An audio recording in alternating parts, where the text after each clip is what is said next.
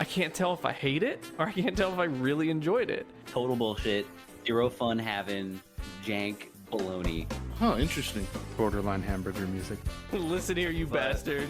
Speaking of not cozy, let's talk about this game. Hold up. That's good design. If you don't like it, you're wrong. And this game offended me in its design at times. Damn. Hell yeah. The entire last stage fucking sucks. I wrote in my notes, hell fucking yes. Game's so good. Tier 2 vibe. This is stupid. Fuck this game. And then I'm like, wait a minute. Hey, world blew up. Revenge. Attack aggressively. You're like, all right, I'm sold. I hate it. I think we should all have the same opinion. An extremely joyless piece of shit. I hate this game. If the game doesn't respect you, why should you respect the game? It felt good. Like, this whole game feels good. No, dude.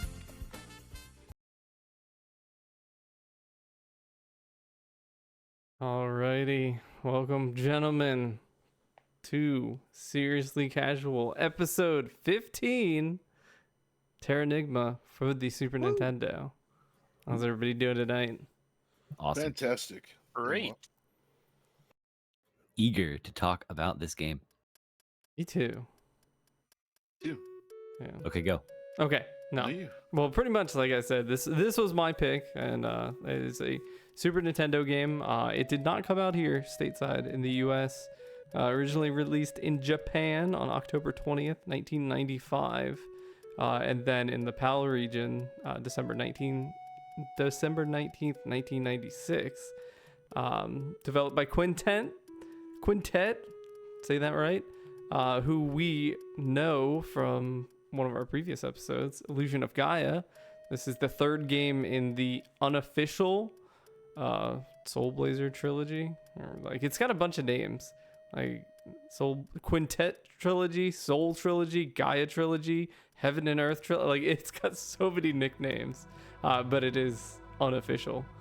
But we didn't see a release here because Enix dissolved, got eaten by the Square Enix that we know of today.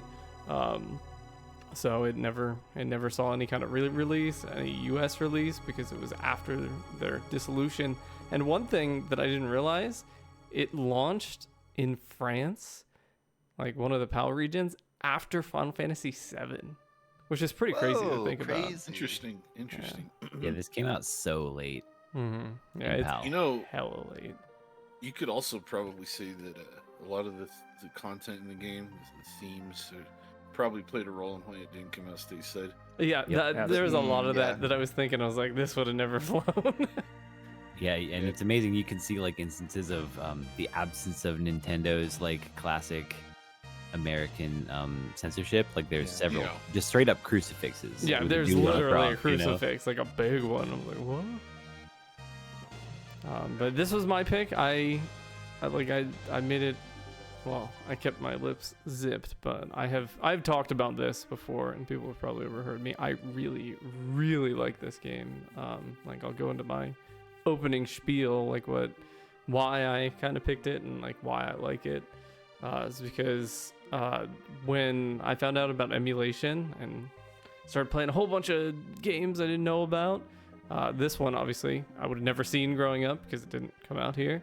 And I was like, Terranigma, what's that? That sounds cool. And I was playing it on my SNES with my snow background.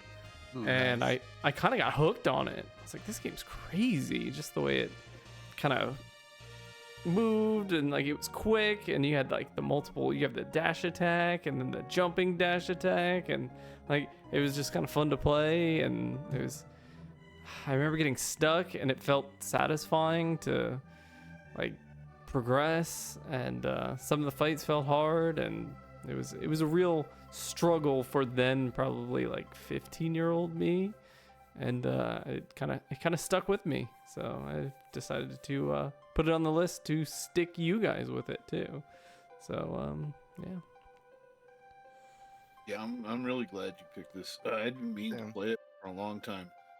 Just never really got around to it. But yeah, after having come out on the other side of this game, I'm glad you put it on the list for sure. Better than Dark Souls 3, right? It's not hard to do that. Look forward to that episode in 15 years. You know, it's funny, Danny. I feel like I remember us finding out about this game at the same time and kind of playing it at the same time. That might be might be head fiction for me, but that's how it seems in memory. I was gonna say it sounds kind of right, actually. Like just a Did little you, bit after high school. Did you beat it back then as well, Colin? I did. I did. Yeah, we both did. Cool. Yeah, this is a brand new experience for me, and I assume everyone else too. Mm-hmm. Yeah. Yep. So my only context for this was really comparing it to Illusion of Gaia, which was also a new experience for me. And I think it'll be interesting to kind of compare and contrast because it's the first sequel. Well, not really a sequel, but it's the closest thing to a sequel that we've talked about. Right. Before we get into intros, I think something that's super interesting about this game is the company Quintet in general. Like they made ActRaiser and then this trilogy and a game called like Robo Trek or something. You know, they made some real good ones and maybe some, you know, whatever. Robo Trek might be good. I have no idea. Point is, they just like disappeared after this, and specifically the president or the director, Masahashi, whatever. I had it up and I Tomoyoshi Miyazaki. Yeah, like from the very little bit of reading I was trying to do, it's like he just kind of like he just vanished, you know. And I wonder if that was like sorry, go ahead. He actually, I was talking about this on my stream earlier. I just mentioned that I didn't really talk about it, but he got arrested in Japan. What? I'm not sure what for. I didn't look into that, but that's when he disappeared after that. Okay, that makes more sense. You can't make games or do anything related to that in jail, so. Yikes. Yeah, he was arrested. It's really interesting because like I was watching a little bit of a retrospective on this earlier just to sort of like help centralize my thoughts, and the guy pulled up a whole bunch of quotes from him specifically as well as other staff, but he had a lot of nice quotes to pull from this director. Seemed very intelligent and thoughtful, so I wonder maybe it was like some sort of fraud or something. We can only speculate. Yeah, who knows? Yeah, it's kind of like you were saying, like him disappearing has really made it interesting because this game's got it's kind of like a cult classic following, and then like there was a petition by the game's Japanese fan base. Thank you, Wikipedia.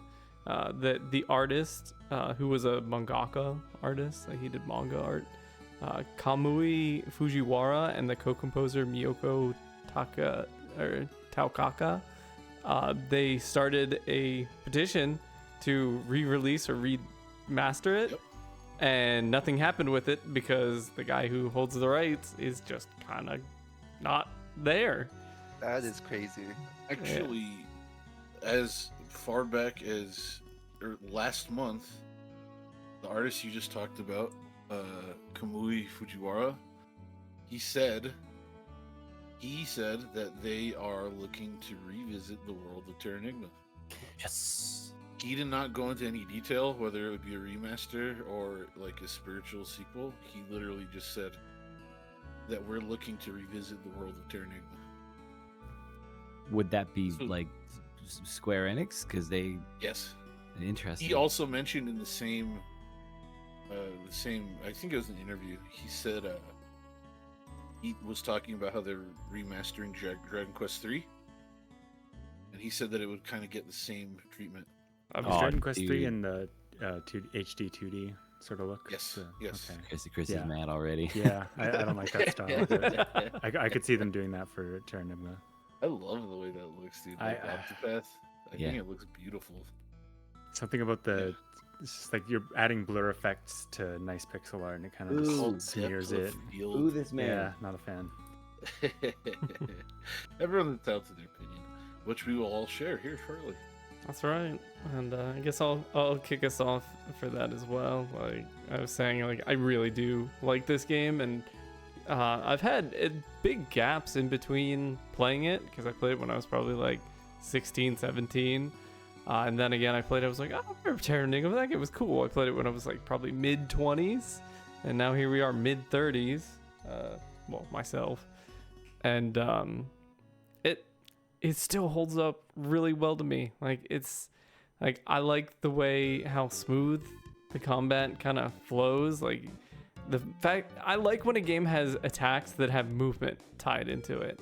And then this game had not only that, but like a cancel out of it into a movement attack. So I was always like stabbing and jumping and slashing. It always made it a pretty good time. And just the plot, I will say, I had mentioned something to Colin, is sometimes it really feels like it's on some early Kojima shit, because it'll be slightly grounded and then just you're like, wait, what?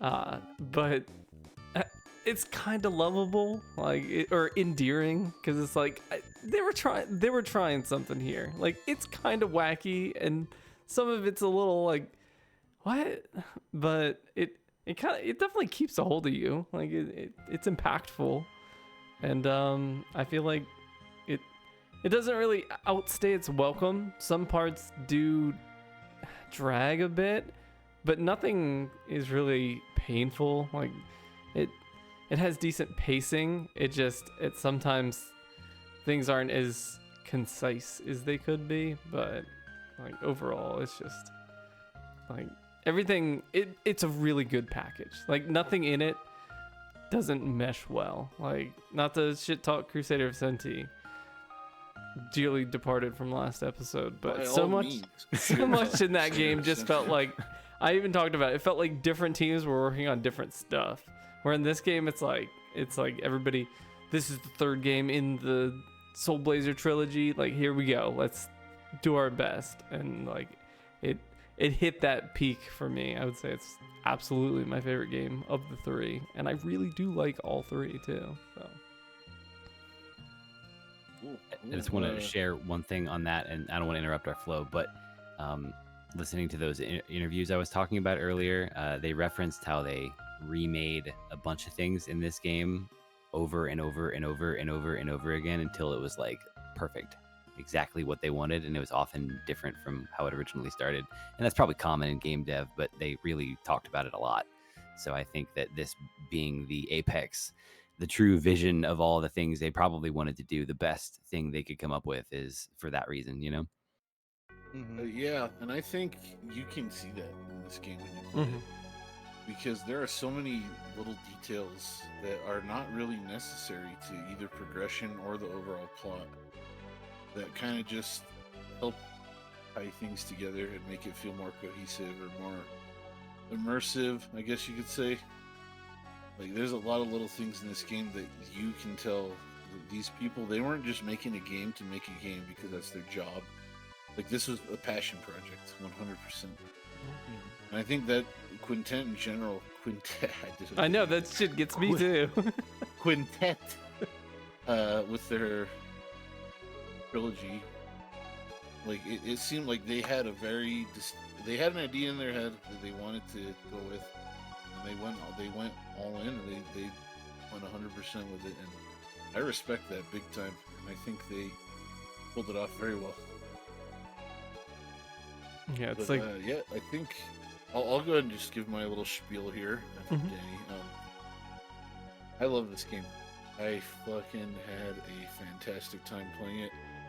There were a few points in the game where it kind of dragged a bit and got me a little down, but it came through at the end, and it delivered. If the movement and the combat, like especially compared to Illusion of Gaia, it was like leaps and bounds. You can tell that they were learning and getting better at their craft as they were making these games, because the combat in this game feels fantastic, and that right away stood out to me when I first started my playthrough of this, and I started to notice little things that were similar to Illusion of Gaia, and it made me smile because I love that game too. And yeah, it looks great, it sounds great, feels great, and when I was done with it, I was just like, yeah, I like that.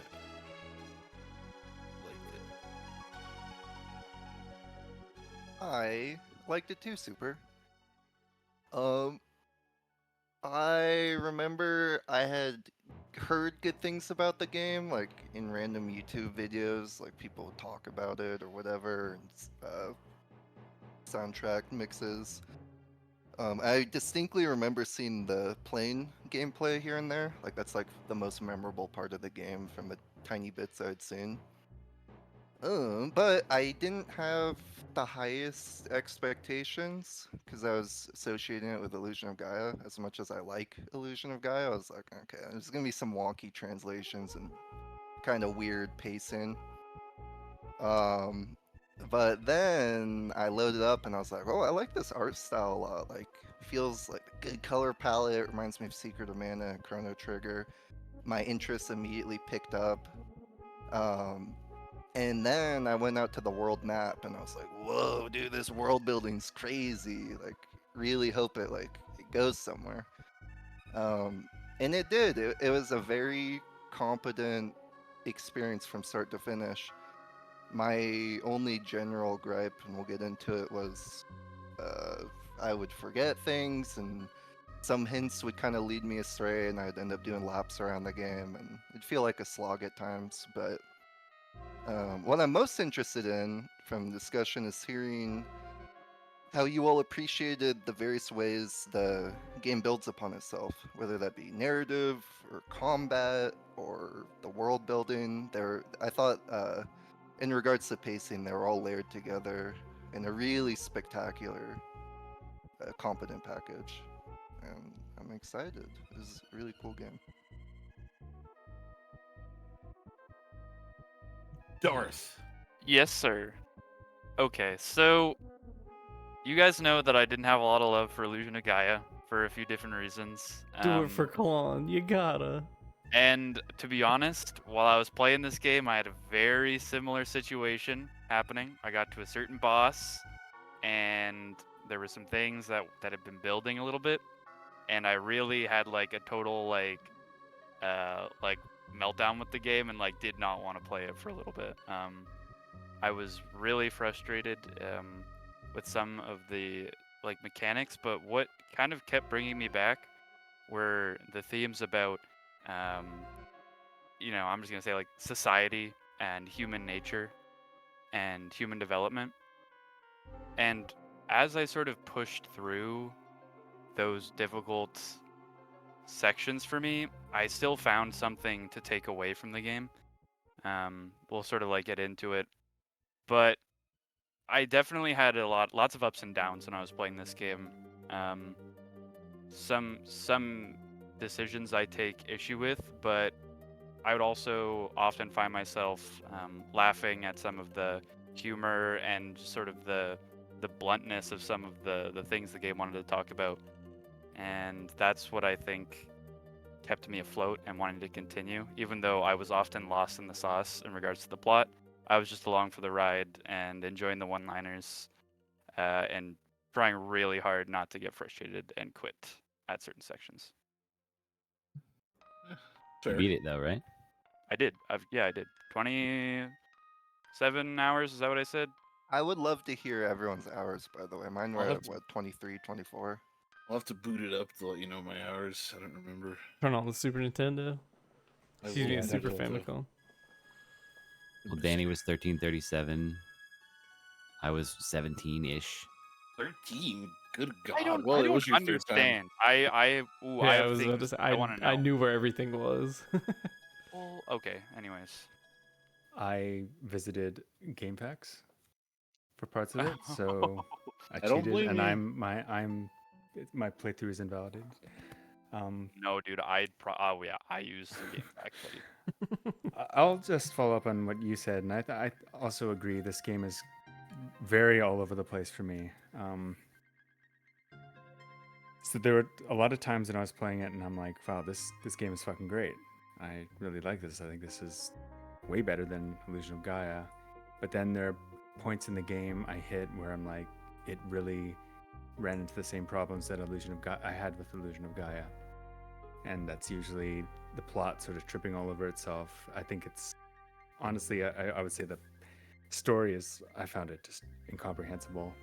It's like fucking nuts.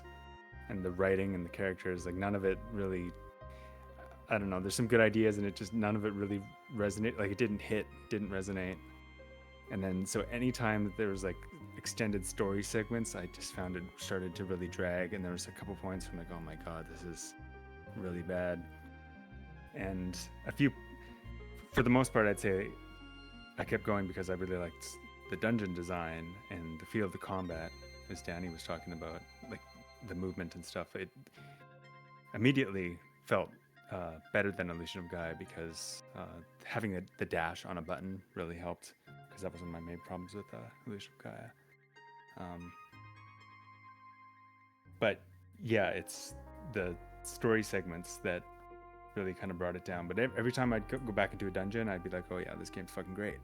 So really just kind of all over the place for me. I think overall I did like it more than Illusion of Gaia though. And yeah. I think probably once we get to Soul Blazer, my speculation is that the group consensus will be a linear trajectory across the trilogy in terms of quality. Or maybe not in terms of quality, but in terms of enjoyment, maybe. You can't say that though, because Soul Blazer's on our list, dude. It's speculation. All right. It's not my opinion. I'm gonna speculate that. No. Simon's Quest is trash. Anyways, come on. No, it's Majora's Mask is better than Ocarina of Time. Oh, true. Oh, yes. That's okay. it. Anyways. It's been really interesting hearing everybody's thoughts. Because throughout playing this game, I went through periods of similar to Chris, where like I was really, really, really enjoying it, and other times I'm like, yeah, this part is kind of weak. But I think ultimately I came away with the experience, or with the reaction being that this game, it's not on the same tier as Final Fantasy VI, Chrono Trigger, Mario World. You know, those games, like the best in class, best of the best.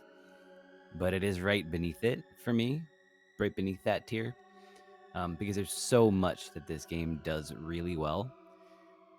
Honestly, I think in the net sense, the only things I would like truly say that I would criticize here is the dungeon design for me. I know Chris liked it, so I'm curious to hear more about that later.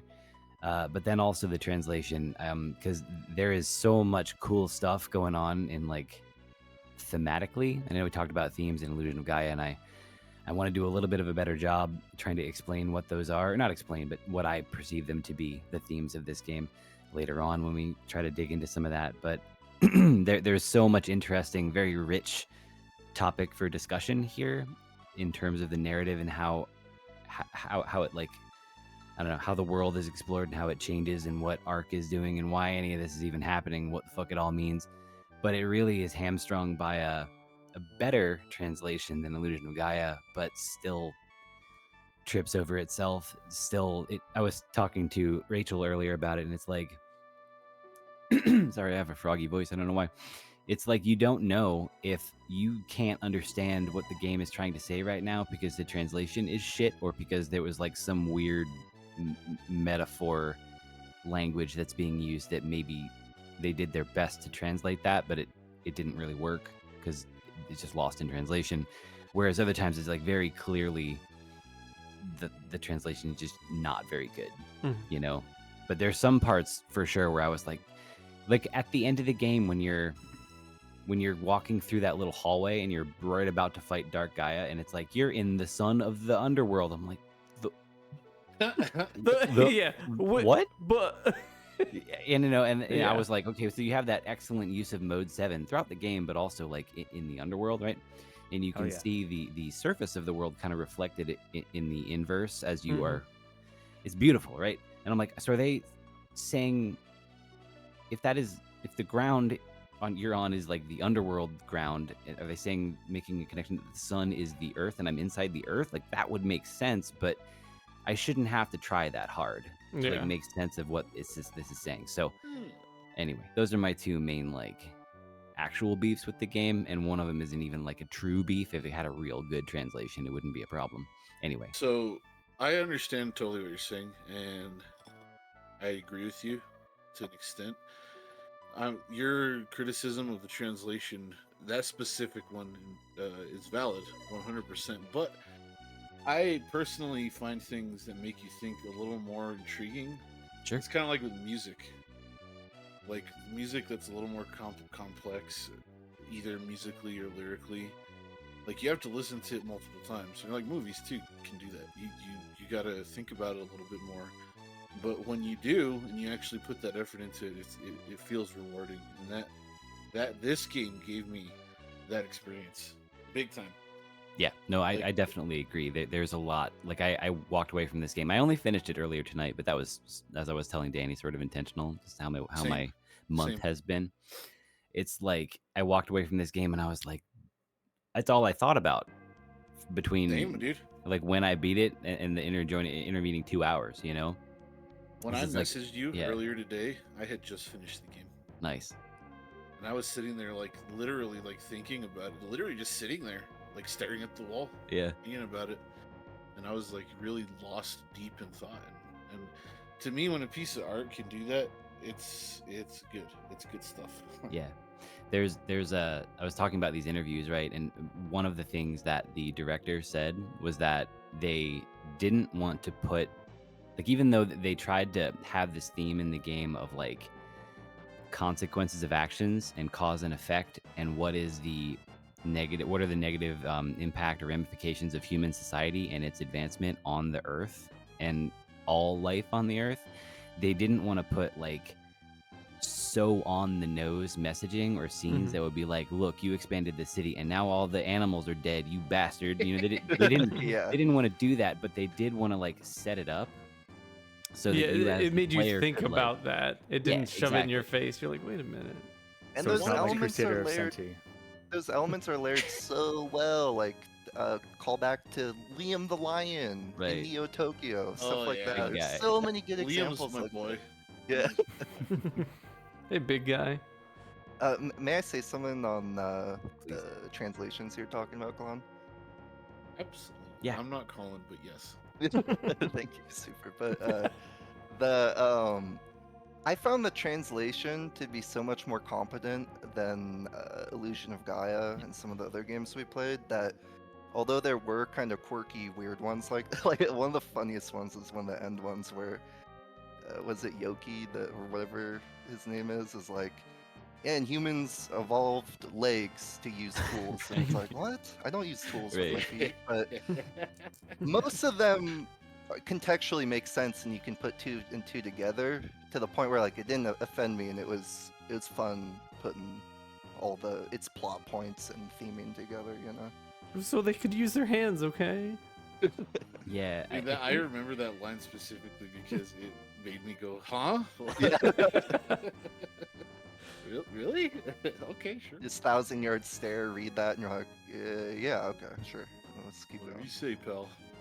I think maybe also just on the topic of translation for me, because I agree, right? It is certainly much better than Illusion of Gaia. There were way more like what the hell moments in that game. But I'm not gonna lose my train of thought. I'm not gonna do it. Come back. Fuck, it's gone. We're talking No, about so- the translation, how it's better. Yeah, so like Themes. I think what I noticed a lot was that the language was awfully imprecise, but I could still get what was going on. And it's fine to like have descriptions and conversations and sort of voices talking to Ark that you are reading in his head, and it's like they make you think because it's not supposed to be on the nose, and that's fantastic. But I think there was just so many examples in this game of like it's just not quite right, and I picked up on it like all the time, and it just is just a little bit of friction. But I agree with the other points. Could you? I'm not trying to put you on the spot. I'm sorry, but I would just like an example of that because I'm curious. I'm not trying to argue with you or disagree with you. I'm just curious, like these points of friction you were talking about. I'll have to think because I wish I had written some down, but if I see something comes up, I'll bring it up. Okay. Other than the one really awkward one about the being in the sun, like, huh, what? I can tell you, this is more gameplay related quickly, but I can say some of the hints from like the fortune teller, for instance, completely led me the wrong way, and that probably wasn't translation, but more like not the best hint. I don't know if you guys ran into that. Yeah. I never actually talked to the fortune tellers one time. I probably would have done better if I didn't.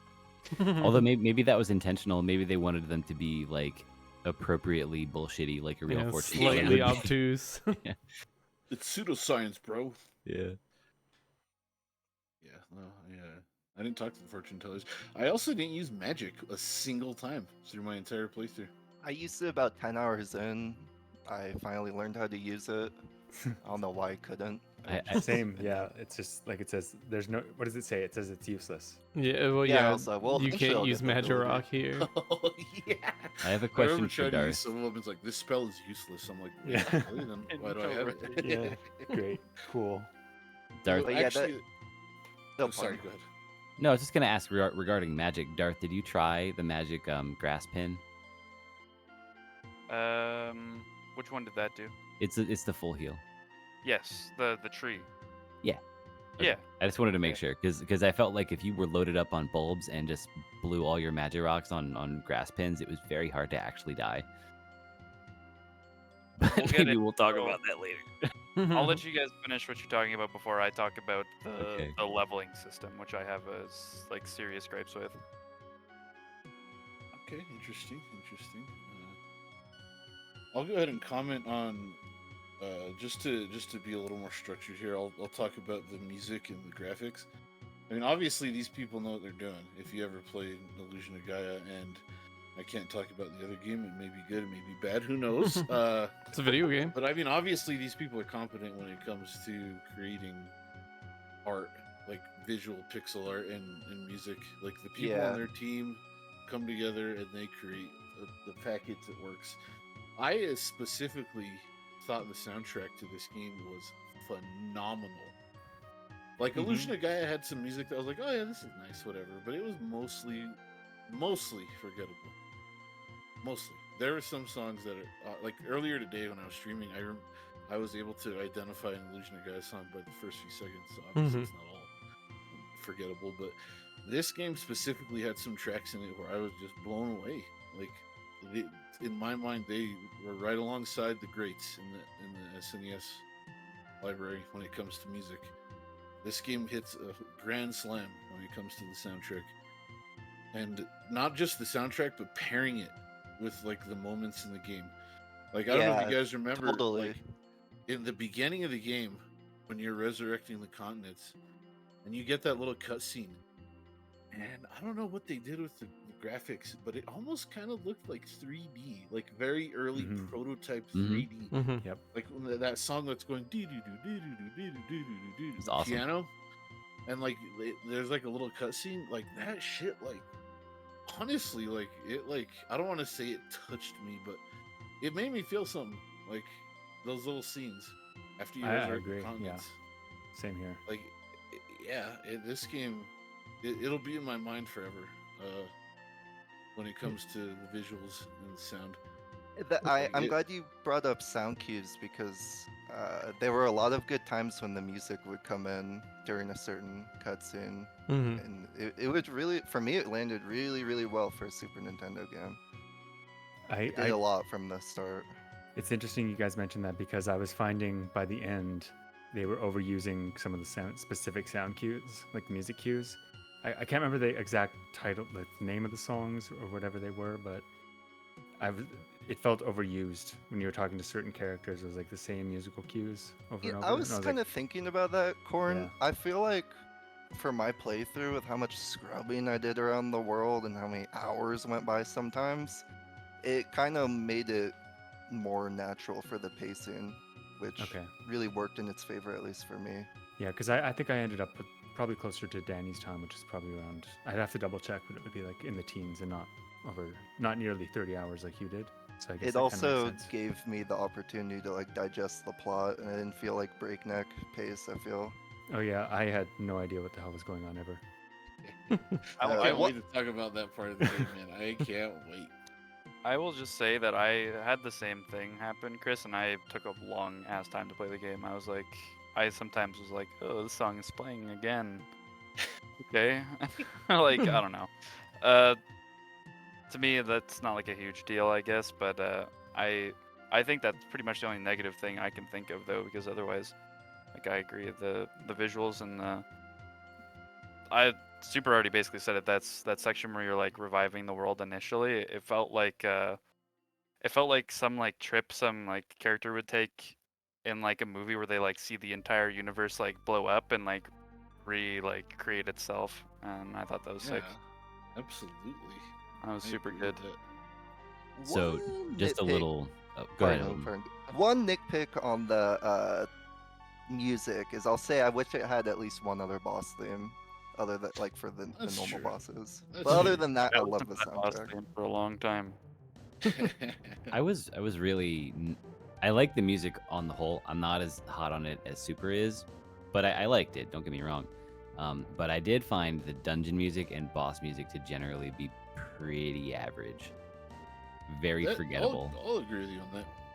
They were But- just I like Yeah. the dungeon theme. There's the other songs that were fantastic, like the title theme and the ways they remix the title theme. Like toward the end of the game, it's the same song structure, but with different instrumentation. It's really really beautiful. yeah. I thought it was a nice mix, like the dungeon theme, like you were saying. Like if it is like middle ground, like I liked it, but you hear it a lot, so it's like Yes. it's not like, oh man, like here's the dungeon theme again, yes. But Right. that same thing happens when you get into the later dungeons that have their own music. Like when you get into the lab, you're like, oh wait a minute, you're like, Yeah, the lab That's was cool. serious. The lab was. Oh yeah. but Yeah.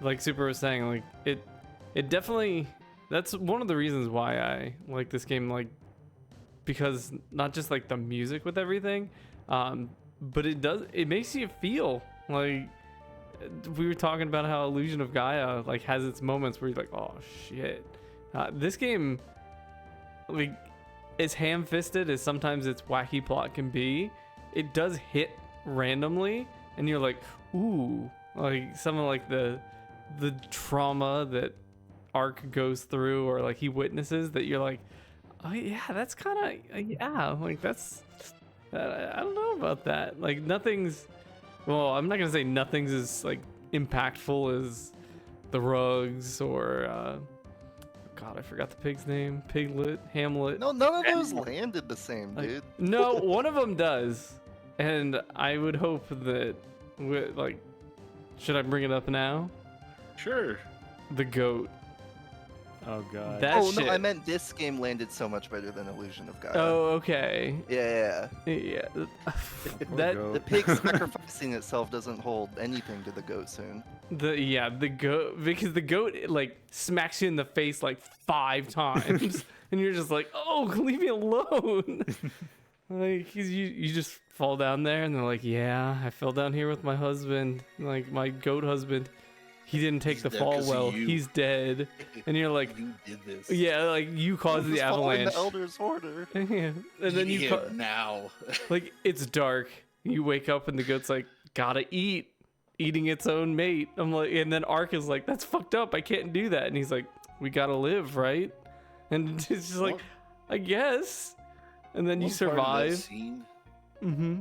Sorry, go ahead. I'm sorry. No, but just when you survive and Ark gets woken up by the goat trying to break through the wall, and it successfully does, and you're like, freedom! And then it's a giant wall, and the goat's like, well, I guess I'm fucked, but there you go. And you're just like, Oh yeah, I meant to check back in on that goat and I never did. if you go, it's lying dead by its. Oh, its Yeah. mate. Yeah, it's brutal. That was already it already hit me too hard. That's rough. I meant Yeah. to go back, but forgot, and then it was gone. I think it's great when a piece of art can make you feel that way. Yeah. Any emotion, whether it's grief or happiness or anything, except confusion. Confusion, it should make you feel.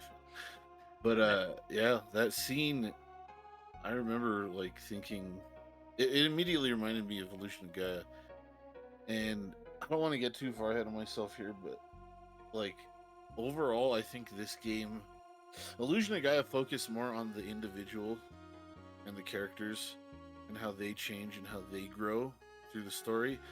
This game was more about the world itself, because there was a lot less character development and like character interaction in this game, because Ark was basically by himself through the whole game, unlike Illusion of Gaia. And when like at when I first started playing, I thought to myself, gee, like this game, they really took a step backwards when it comes to the character development. But as I kept playing it, I realized what they were trying to do. And when it hit me, I was like, oh, it was like one of those like light bulb moments, you know? And it made me appreciate it all that much more. And it kind of blows me away how Quintet was able to create these games back in this time, before games were considered art. Back when games were like, oh, it's a waste of time, it rots your brain. Like, these people were creating pieces of art that make you think, make you feel, and will stay with you after you're done with it. And to me, that's just, I mean, you can't really do anything more noble than that, in my opinion. Like, you're 100%. changing people's lives with your passion. I mean, it's beautiful. It's a beautiful thing. Well said. I think so too. Yeah, it's like, you know, like video game, like building the world is important, and this is a game literally about building the world. So it's like, I feel like they had a dev design note that just said, don't fuck up like on world building, because it's like so many small details, like everything everywhere felt different. It felt like its own place, like it felt like it had its place. I have a really great example of that, where one of my favorite moments in the game, when you go to the desert town and you go into the hotel and you wake up and it's zombies everywhere. When that happened, I was like, okay, we brought humanity back, and then like, oh, what? Like, what's going on here? Like, this is a cool scenario, but is it gonna like be relevant or used anywhere? And it is, because there's a reason. The girl made the illusion because of her dead family, and she was sad, and you fell into the town. And then if you think about it even harder, it's like, wait, there were zombies later in the game. Like, is that like a zombie town related to Baruga? I don't know, but it's really cool world building that's relevant, you know? I love that, and there were a lot of really thoughtful considerations, like from start to finish. So when you talk about you're part of the creation of building the world, it's really cool that like there are quests you can do when the towns are at like different areas of progression, and the quests can still work even though the NPCs are in a different spot. And there's just like a technical perspective too that's like, how did they make this game on the Super Nintendo? It's really cool. Yeah, no joke, dude. I was thinking that the whole time I was playing this. Maybe this is a good point for me to bring up now, is that I think I missed so much of this game because I completely, like anything relating to like the progression of towns and stuff, I just completely bypassed. Well, it kind of screwed me for whatever it's worth, because when the dude kept talking about needing metal for the airplane, I was like, well, I just gotta restore the economy to the entire world, and that will restore trade. And I missed the like one NPC hint about doing the tower, but I missed talking to Fida when she was sick in the second floor of the hotel. It turned into a nightmare, but it was cool. I totally went out of my way in every town, almost every time I went to each town, to just like survey it and make sure nothing had changed. Because I liked what the NPCs said, and I liked how it expanded and brought the world to life. But also because I wanted to continue advancing the towns and see more of it. You know, I think someone was saying like when they got to the dungeons, that's when their enjoyment increased, and outside of dungeons, it was kind of like whatever. Maybe I was like, I think that was Chris, but I didn't want to like put you on the spot. But for me, it was almost the inverse. I liked the combat, and the dungeons were they were fine. Not my favorite part, but generally, I really enjoyed like watching the world progress, traveling around, and like recognizing the land masses, which was super cool, by the way, that it's like real world layout. Yeah, for that the is most just part. Yeah. the Earth map. Yeah. Once you loop the first time. Yeah. Yeah. I Um, yeah, totally. Sorry, I'll let you keep going, Colin. No, that was it. That was, I think, my favorite part about actually playing the game was just, seeing the world change based on your actions, and for good and bad. Yeah. Yeah, I agree with that totally. When you say that you went out of your way to like focus on the towns, that's kind of the approach I took with this game. The way I like to put it is I took like the water approach. Like I let myself flow through Nice. the path of least resistance, and that's how I got through the game, because there were some parts where it was kind of confusing what you're supposed to do next. Like it was not very clear, but I just like threw myself at it, and it wasn't typically in a lot of games when you have to do that, it kind of gets frustrating and it's not fun or enjoyable. But for some reason in this game, when I was doing that, I was having a blast. And I don't know. I don't know if that was their intention, to make people like go out of their way to look around to see what's next. Oh, I totally believe that's what their intention was. I agree. But I think I can see how some people wouldn't like that, and I wouldn't fault them for it. But to me, I think they accomplished that aspect of the game's design when it comes to progression and where to go and what to do. There's definitely a point in the game where when it opens up, and I wrote on my notes here, I think I called it player's guide bullshit, where you kind of have to like literally search every single tile on the map. But I think that's by design. Like you're supposed to really just get lost in the world, I think. Yeah, you could Yeah, find maybe like it's- little squares that had like just a chest in there, like Mhm. just- Yep. But even to like progress the main story, you needed to find like Yeah. those what are they called? The shards. Star. Star Oh, Stones. the star Yeah, stones. those things. Yeah, finding those is pretty obscure. Like you have to. Well, they're not like Good. super hidden, but you do have to go well across the world and Right. find There's one specific in each tiles on the continent. maps. Yeah. There was one where you, to your credit, Chris, you're talking about like this random spot on the map. Most spots on the map that are not like main areas, main dungeons, you can kind of say, oh, there's something weird about those trees. Let's go check that out. Yeah, or it's that's like right. negative space in a forest. But one of those starstones, I think it's in the desert. I'm pretty sure it's No, it's in just the top right of the Sahara. Yeah. it's Oh, the just Sahara, yeah. straight up same old desert tile. You just walk on it, and Isn't there a there's hint thing. for that one though? Yes. It says Yeah. it's in the desert, so you know that. Okay, I just gotta go walk across the desert, I guess. So Yeah. you find it, but There were a few times it definitely felt cryptic making progression, especially if you missed something like that. When I was thinking about that aspect of the game, I was thinking about how I would. I was thinking about Final Fantasy to Final Fantasy IV, Super Nintendo, because the world map and exploring the world map reminds me a lot of playing that as a kid. So I feel like if I was playing this as a kid and had all the free time in the world, I'd probably enjoy that aspect a bit more, just to be able to explore it, you know.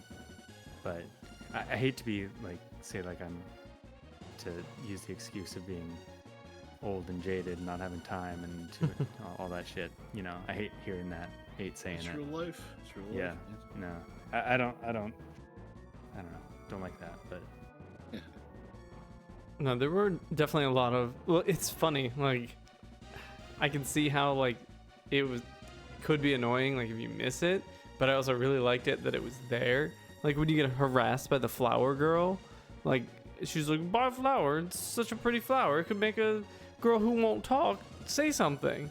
And then you're like, "Wait, there's a Right. girl who won't talk remember, in that yeah. nomad camp." And then there's the whole plot line with Princess L, who also can't talk. And you're like, oh, it's going to cure her. And she's like, nope. And you're like, okay, so it's the girl in the nomad camp. You go to her, and she's like, my name's like Chija or something like that. And you're like, oh, cool. And then that's it. And you're like, well, that's weird. I'm glad you brought that up. Well, I'm sorry. Go ahead. Finish your thought. Well, and then later, like, I can't remember if it was Neo Tokyo or if it's, what is it called? It's not like Yukon, but it's like that. You talk to a couple and they're like, we're so ashamed we had to abandon our child in the Yeah. desert to save ourselves. like poor Cheesha, and you're like, wait, what? That's that layering I'm talking about. Yeah, and then fart. like you wouldn't have known that unless that girl said, for a girl that can't talk, and you went back to the nomad camp, and you learned her name, and then on top of that, they want a picture of her, and then you do that, and then it helps the town progress. I'm like, this is like 7 layers deep. Yeah, and No, that's and it- optional content. And it's I just think side that's, quest like, bullshit. the Yeah. best example of doing that. Or Yeah, and- scenarios like that. And I love. There's so many different things like that in the game, like helping that guy invent the hamburger, helping that guy invent wine. Mm-hmm. Like it doesn't actually have any real bearing on progression, but doing it has a result that you can see. Yeah. And I think that also ties in thematically with the game because Mm-hmm. making it optional means it kind of I don't want to sound like cheesy or anything, but this game is about the world, its life cycle, right, and its rise and fall. But like they talk about this in the game too, how like good things happen, bad things happen, and there's a balance. Like you might help this guy, you might not. That's life. That's how it works. And I think putting these little scenarios in the game the way they did, where you might miss them, I think that ties in thematically with the game as well, because that's how real life is, right? Like you never know what might have happened if you did this or you did that. But So- what happened is what happened, and that's the way it goes. There's a really And- great example of that. Oh, I'm sorry, I keep cutting you off. I was just gonna say that there was a part in the game. It was a very specific point. I think it was called the Dragoon Castle. Mhm. It was right after that castle where the town parts and the between dungeon parts kind of started dragging for me, and I was just like, all right, let's go. Like this is starting to get a little monotonous. But after I progressed a little bit more in the game, I was like, wait a minute, I think I was wrong. Like this pacing was intentional, and I see why they did it this way. And there were parts of the game, certain parts that I won't go into in great detail right now, but that were getting me down. And I was like, oh, okay, this is kind of annoying, blah, blah, blah. But when it was all said and done and I had finished the game, I thought back on it, and it started to work in my mind. It was whereas before it didn't. And not a lot of games I can't say that about a lot of games. There's a lot of games I'll play and there'll be certain parts where I won't like, and when I'm done, I still don't like them. But this game, when I was done, most of the things I didn't like about it, I thought about differently, looked at it from a different perspective, and appreciated them and liked them. Mhm. And I'm talking specifically about like the little scenarios they put in, like Danny was talking about with the mute girl, and the hamburger guy, or the wine guy. Things like that. I was like, why is this in the game? Like, I did this thing for this person. I went through this little tangent in the story, and I put effort and time into it. And where's my reward? Where's my reward? Do I get an item? No. Do I get it like a cutscene? No. And I don't get anything. But when I was done with the game, I thought, wow, you know what? This actually makes a little more sense now. Yeah. I Yeah. appreciate that. I appreciate it quite a bit. The question. Oh, They're yeah. definitely vehicles for the narrative and the themes of the game for them to be expressed. But also, like another neat way to look at it is that like Ark was chosen, even though he was being manipulated, right, by Dark Gaia to resurrect the Mhm. world for malintent, right? But he's still the main actor and steward of the resurrection of the world. And so like if Ark does not do those things, then do those things happen? If you don't invent the help guy invent hamburger, does hamburger exist, and what kind of world Right. would we live in? With there's no hamburgers. hamburger. Right. Oh God, no. So it's just like there's that, but it's also just like a really cool way for the player to really ingest those themes. And where's Ark's reward for doing any of this in the story, helping these people? He just dies and then is reborn, and then dies and then is reborn. And they drive that feeling of, like, Yeah. with the themes of isolation and all that. Yeah, I like really liked I'm pardon, I completely forgot it already instantly. Well, Here, I had something to say if you wanna Go. like Please do. go ahead. Derek. like I was just like hearing some things that you guys were saying like about getting lost, and I wanted to just say how like at the start of the game I was kind of like pissed off that it was literally just like Earth. I was like, that's kind of lame. You know, I was like, oh, okay, so it's just Earth. No, dude. But I actually came to really appreciate that as like a decision for two reasons. Okay. Reason number one being, oh my god, it helped me find my way around these places, and it helped me landmark. Thank God, because whenever I play games like Final Fantasy VII, any game with an overworld like that, I get lost as F, and I'm Yep. like, I don't know where that town was, but I was like, oh yeah, that's China, that's Japan, that's Britain. You know what I mean? Yeah, And there I were definitely times where I was like, thing in Australia, and just Yep. right. put that in Yep. my mind. And I think that lends further credence towards the idea that they wanted you to get lost because they give you like an automatic way to like tie yourself into the world.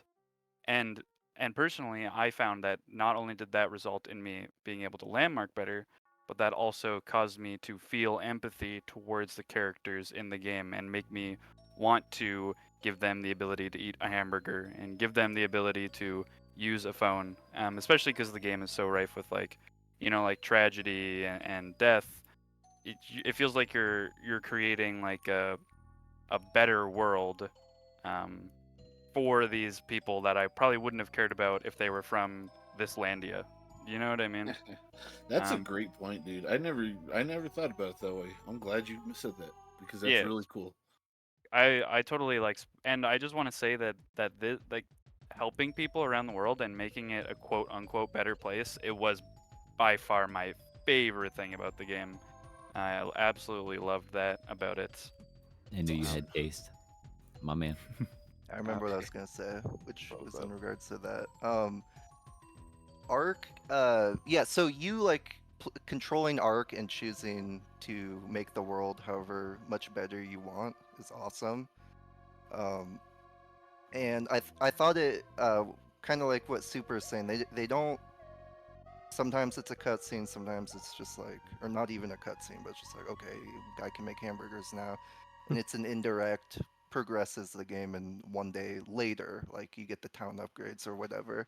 It's kind of like the treasure chest. Like you show the treasure chest, then you lead up to getting the treasure chest, then you get it. It's like these extra steps that add, feeling good about the reward, which is like really insightful for a game this old to do it in something that's not like a treasure chest. But I thought there was such a good example toward the end where they the Great Lakes town. Did any of you guys restore it? Mm-hmm. I didn't, but I felt so bad about that, and I was like, if I had the time, I would do that because there's really no reason to. I'm powerful enough to beat the game, but it's like it's actually nagging at me still. You let Nur like burn down and didn't Exactly. save them. So it's pretty impressive. It has that kind of power, Well, Dude, do you I want to agree. know how to do it? Like, do you know? You get You the give gist of the letters quest, out? right? Yeah, but it's not just like random people. It's all the previous like big name NPCs you helped before, like Yes. Thomas Edison and Oh, that's Alexander Graham cool. Bell and whoever rich dude is in Britain. Just the He's single guy that super is rich. Britain. Yeah, his name's Rich. Yeah, and like Monet, and That's it's very pretty cool. Yeah. It literally ties everything together. I so agree, and like what's so cool about it is like I had actually been going out of my way to help all these people, and then the town burns down, and I'm like, damn, that sucks. And then talked to like the economist, and he was like, yeah, it's pretty effed up unless they manage to rebuild. And I was like, if he's here, then I think I have the power to actually change this because that's what I have been doing Mhm. throughout the rest, like the earlier parts of the game, and then furthermore on top of that like realization that I was able to do it through my past experiences was like totally gratified by me going back to all the people, like you said, that I had helped, and I was like, yes, I can do this with the help of the people that I helped. You know what I mean? That was sick. Yeah. It was people helping each other, and it was Again, awesome. It was Like- just great. And that Hamburger and feels good, the sardine overall guy, theme. they have money, and therefore they will give you the money, but they wouldn't have had money if you didn't help them. So It's like the final arc of that entire section of the game. Yeah. It was Mhm. the best. So what I'm getting from this is that I completely missed the point of the game because I skipped a lot of the side stuff. Sure did. Kinda. Yeah. That was my favorite part of the game. Cool. And I think it's cool too, like all the little random people you help, like these things that you're helping and progress and influence aren't inconsequential. Like they're things that define humanity. Like the guy you sell the painting to, he spreads art. The guy you help with the hamburger, cuisine. Like these are things that define cultures, right? And then you help the guy with the telephone, and you help the what's his Will with his airplane. And those two things help people share their culture with each other. And like again, to me, like when I realized this, I was like, whoa, holy shit. Like it's not just a little random side quest in the game. Like all these things come together. It's like this game impressed me so much. I really can't say it enough. One little moment, like talking about like the world building and it not being ham-fisted. Like I feel like that is what I kind of need to like stress the most, is how not ham-fisted like the actual experience of this game is. Because do you guys remember that one, like you're in I think it's Liada, like the Brazil Spain area that I walked in, there's a Christ the Redeemer statue, and I'm like, what? Oh yeah. Yep. Ark's just drinking alcohol half the game. Yeah, so they hit me up with that sake. That's But you one go, little thing I loved about the game. I'm sorry, go ahead. you go to the guy who's like, I could build a bridge, but I need better wood that's like water resistant. And you're like, okay, build a bridge. It'll be good for like, you know, the town to get across. And he's like, there should be some wood up in the forest. And you go into the forest and you hit the tree that drops the wood, and it goes like, who's this person like messing up the forest? And you're like, oh fuck, like building this bridge is gonna cost this forest. Like I'm actively deforesting this area for my own benefit. And you're like, oh. Also, those weird orange guys in the trees. Yeah. Yeah. They I give will say I wish stealth the game eyes. went a bit harder on like the actual like, I guess like you guys said, like they kind of just mention it, but it would have been cool if like a few nature things changed a bit more. But I don't know. I still thought the message was good, but yeah. I think the message was supposed to be up in the air for like Yeah. each individual. Is this good or is this bad? Because Yeah, they like- constantly talk about balance, right? Yeah. And like you take from the forest to benefit humanity. It's just like a lion eating a fawn. Like they have to eat, right? But this creature's dead now. Like, to me, like I don't know. I feel like Yeah. that constant talk of balance tied into everything, even like taking the Yeah. wood from the forest to build the bridge. Totally. Like Oh. that entire theme is kind of like not really like, it's not really black or white. So it makes sense for it to remain that way in the narrative of the I story. also liked this isn't necessarily theming, but I think it ties into the theming about, you know, Ark is the symbolism of the opening cutscene, and then right at the end where they allude back to Ark being at the 13th hour was very profound and Yeah. interesting into the relation of the dark versus light plot point. The opening cutscene where the 13 shows up on the clock, that's so fucking cool. I like it. Yeah, it is really cool in the hour in hand. I armor thought you were drop. about to say you hated it, Chris, and I was like, you need to leave. No, the opening cutscene is like one of the coolest things about the game. All of Yeah, it's those great. cutscenes of nature coming back are like Oh. some of the coolest SNES Mhm. cutscenes I've ever seen. Well, and You it would literally, take- it has that thing you were talking about, Super. Like it shows animals like killing another animal to feed their young to survive. It's like there's good with the bad. Like they kill another creature, their offspring survives. It's like you kind of, it's all about that balance. Did you see how Ark is actually is the beginning and the end of that little montage when humans are resurrected in chapter 3? Yes. Like I he was just dies. thinking of, are you he- talking he- about how I might be thinking of a different chapter, but are you talking about when he like passes out the flower and then Yeah. the bison, then the Yep. monster, and then Ark again? It's like, whoa, dude, time's a Exactly. circle, Yeah. and now humans are back. Or yeah, there's Mm-hmm. pretty crazy game, man. It reinforces like humanity's dependency on it, but also like being subject to nature. You know, is Mhm. cool as shit. Yes. And it ties in with the overall theme of balance, which It's just, man, this game blew me away. Like, this game Yeah. came out, when did it come out? 95? Like, 95. Yeah. Yeah. like back then, games are like Home Improvement, the video game. Like, these Still going people for a were weapon. these people were making statements that connected, like when other people were trying to make money off of Tim Allen's grunts. Like, come on, like, it's just so impressive. So you know that Sorry. main artist you were talking about, the one who was talking recently about maybe giving this HD 2D treatment, that guy. Mhm. Yes. So he was brought on the project just as a contractor, right? And contractors do what they're told, but he Right. was so taken with the premise of this game and what he had seen of it, just from like just to get him going, right?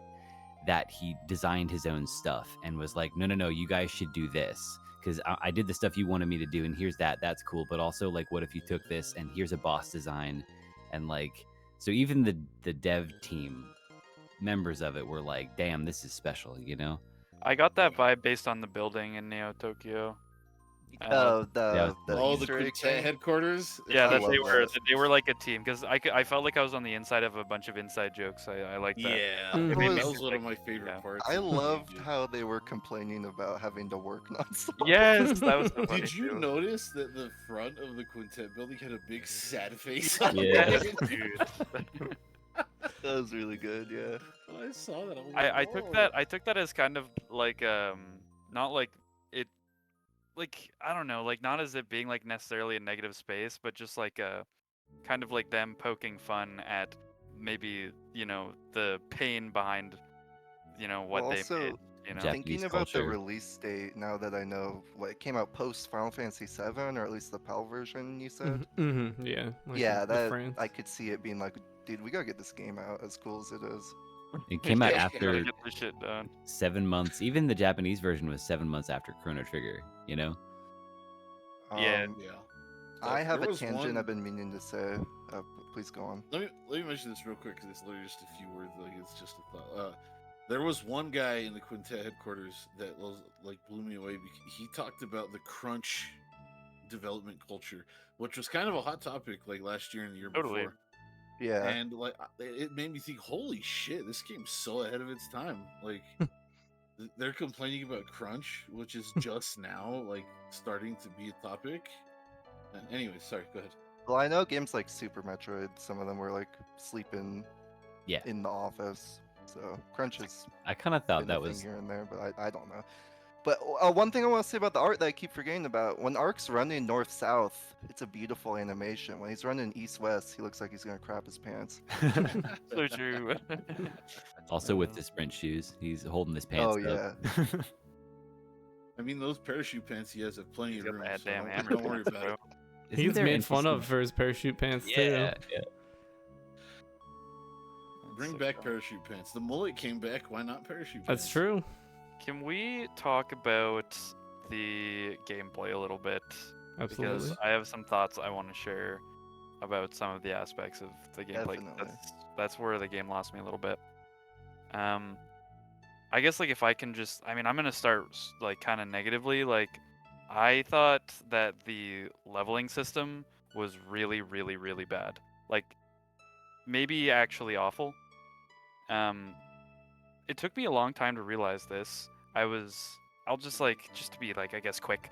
Like, I was fighting bosses and I was not doing that much damage to them, but I was like, okay, maybe it's a hard game. I'd go through like my entire stock of bulbs for every single boss, and I was like, okay, whatever.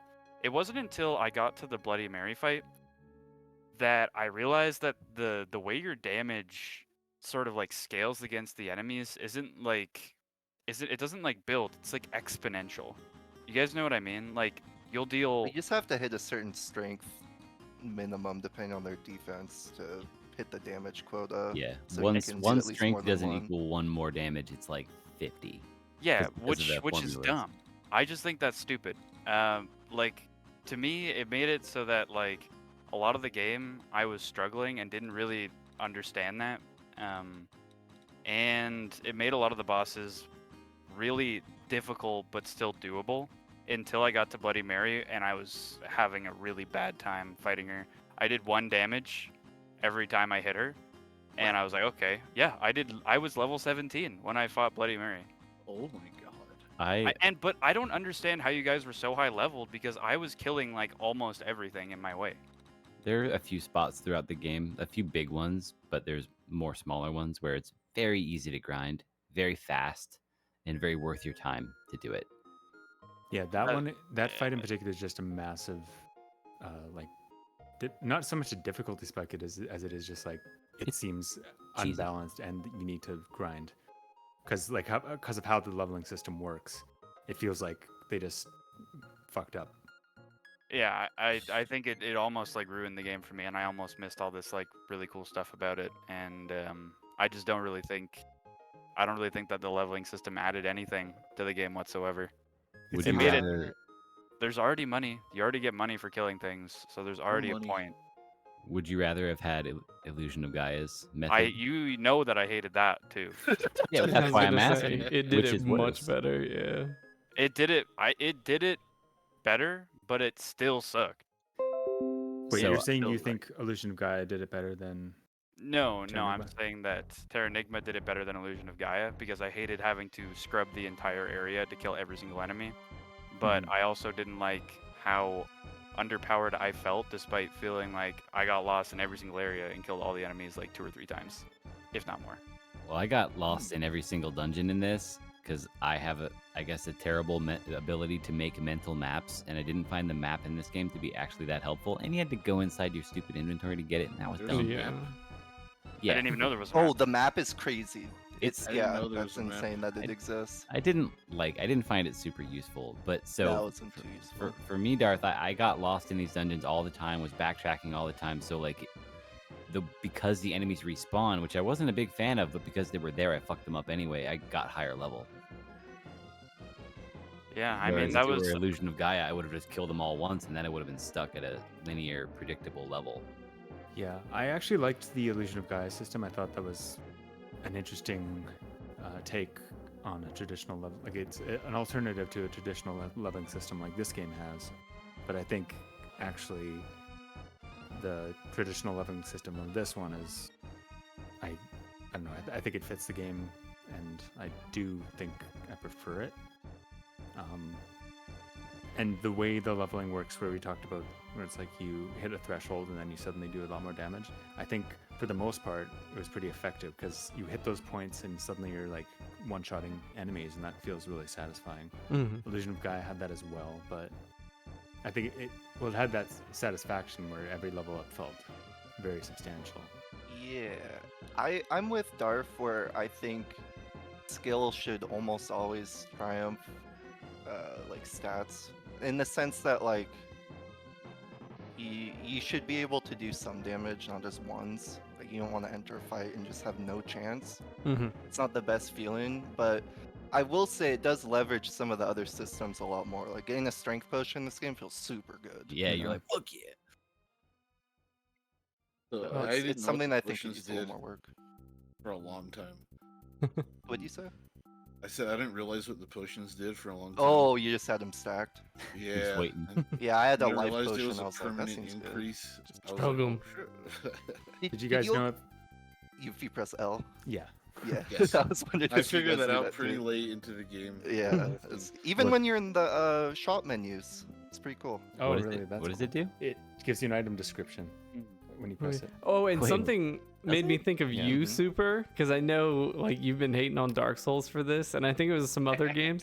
In this game, when you get a new weapon or armor, like in the shop, when you're on it, it shows you the increase or Yep. decrease of stats.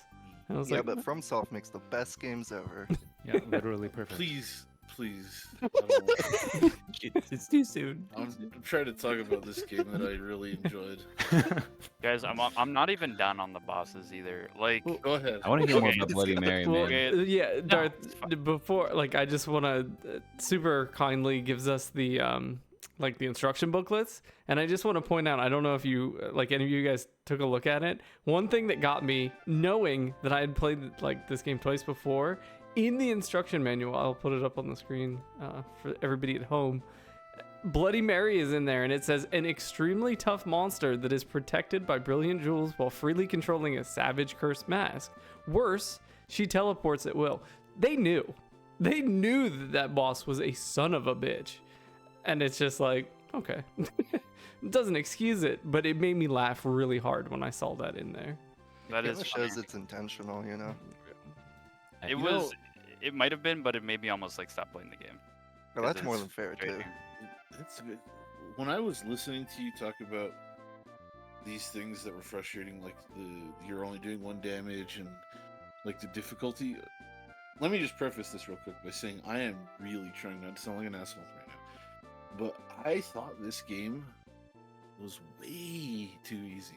mhm. I never. And if you were was 3 levels higher 100%. than me, bro, I think I probably would have been on the same. That's why I said I'm not trying to sound like an asshole. I'm not calling your skill or ability into question. I'm just saying it like I don't know why I was higher level, but I didn't die once. Let me just put that out there. I didn't die a single. Not only did I not die, I didn't even come close to dying in this game. I always had full stock bulbs, and when I needed them, I used them, and I always had extras that I didn't use. I let after a death dungeon. curse count down. That was pretty funny.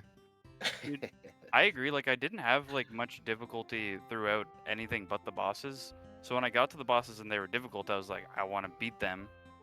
But like Bloody Mary legitimately did 50 damage to me every time that they hit me. What? I was Force yes, shot you, yeah. yes. So Holy super, what level shit. were you when you got to Bloody Mary, and how much damage did you do? I don't remember, bro. All I remember was the only part of that fight that gave me trouble is when I got caught in the middle of the gems. Yeah. And they combo you.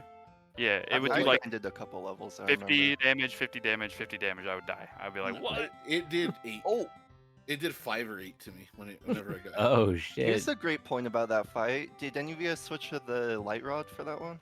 Yes. I did, and I started doing 4 damage. It was poggers. It's cool that this game even had damage types. it does, They didn't use it too much, but I The game enjoyed does that so talk much. about that.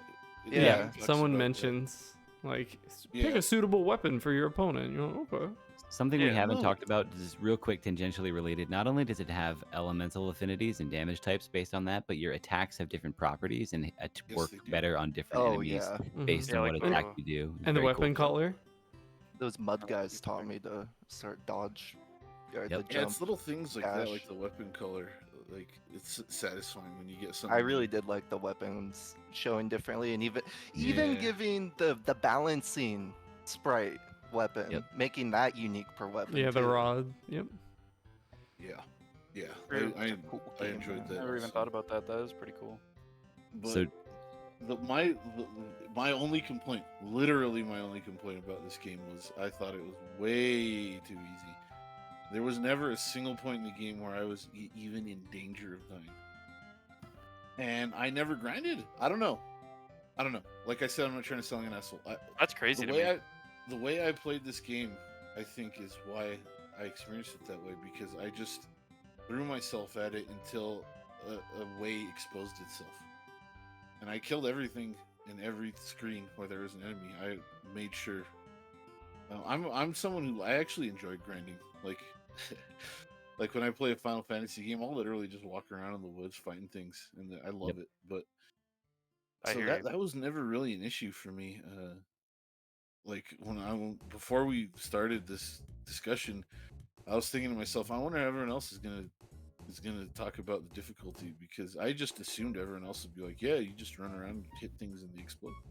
Yeah, for the most part, I agree. I found it easy, but Bloody Mary was a massive spike, and I was just like, okay, I need to grind to level 26 or whatever it was, and then after that, everything's So- obviously even easier.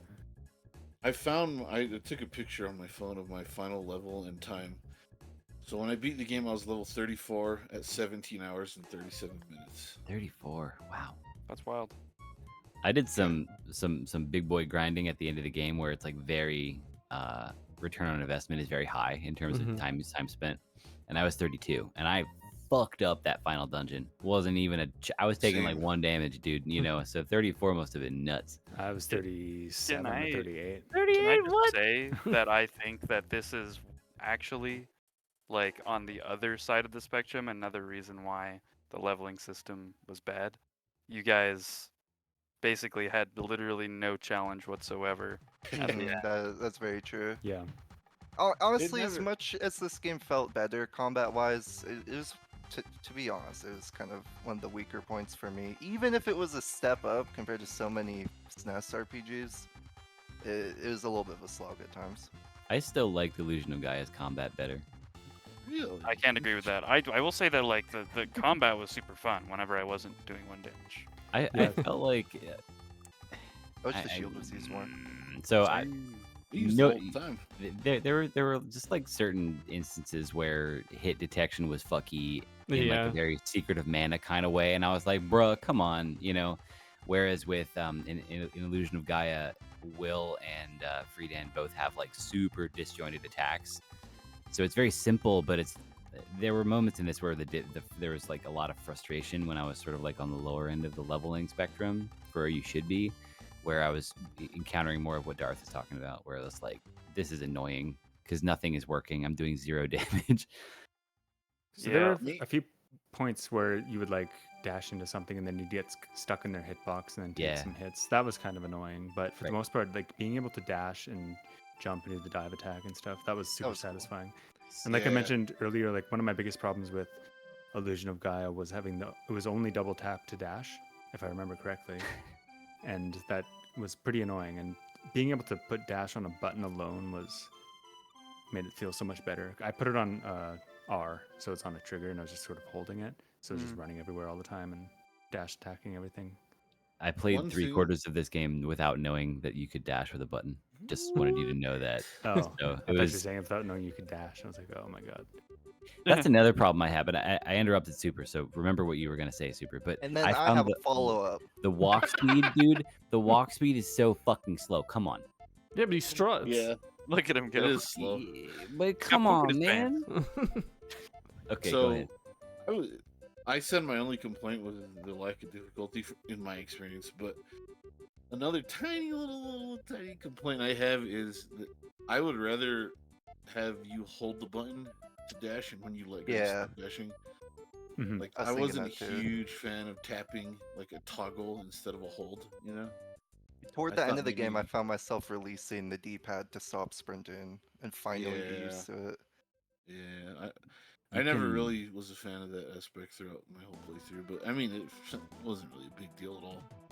So you know how Another if you're scheme. running left, sorry, Holden, if you're running left and try to go right, he'll skid, right? Did you notice that if you are running left and then quickly go upright, he won't do that? Yeah, snake hole So that's what Yeah. I was gonna talk about. So, did you guys notice how the sprint actually works for diagonals? No. Please enlighten us. Yeah. If you're thank you, Donnie. If you're running north-south, you have a limited vertical cone of direction you can go. If you're going east-west, you have a limited. Wait, I said. If you're going north-south, you have a limited horizontal direction. It's like very skinny, conically. Right. Mhm. If you're going east-west, you have a limited north-south direction. So you can't sprint perfectly diagonal, and I was like, dude, that's weird. Why'd they do that?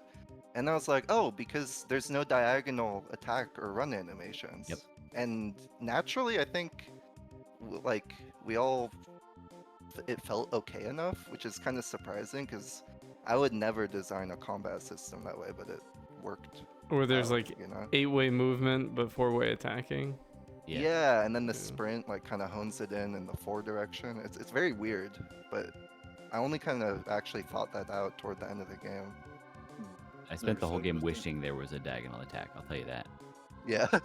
I feel Dude, that. you This could get game- fucked up by those wolves that did have a diagonal attack, and they man, would that's strafe true. you with it, and you couldn't answer their strafe. You're like, oh, stop.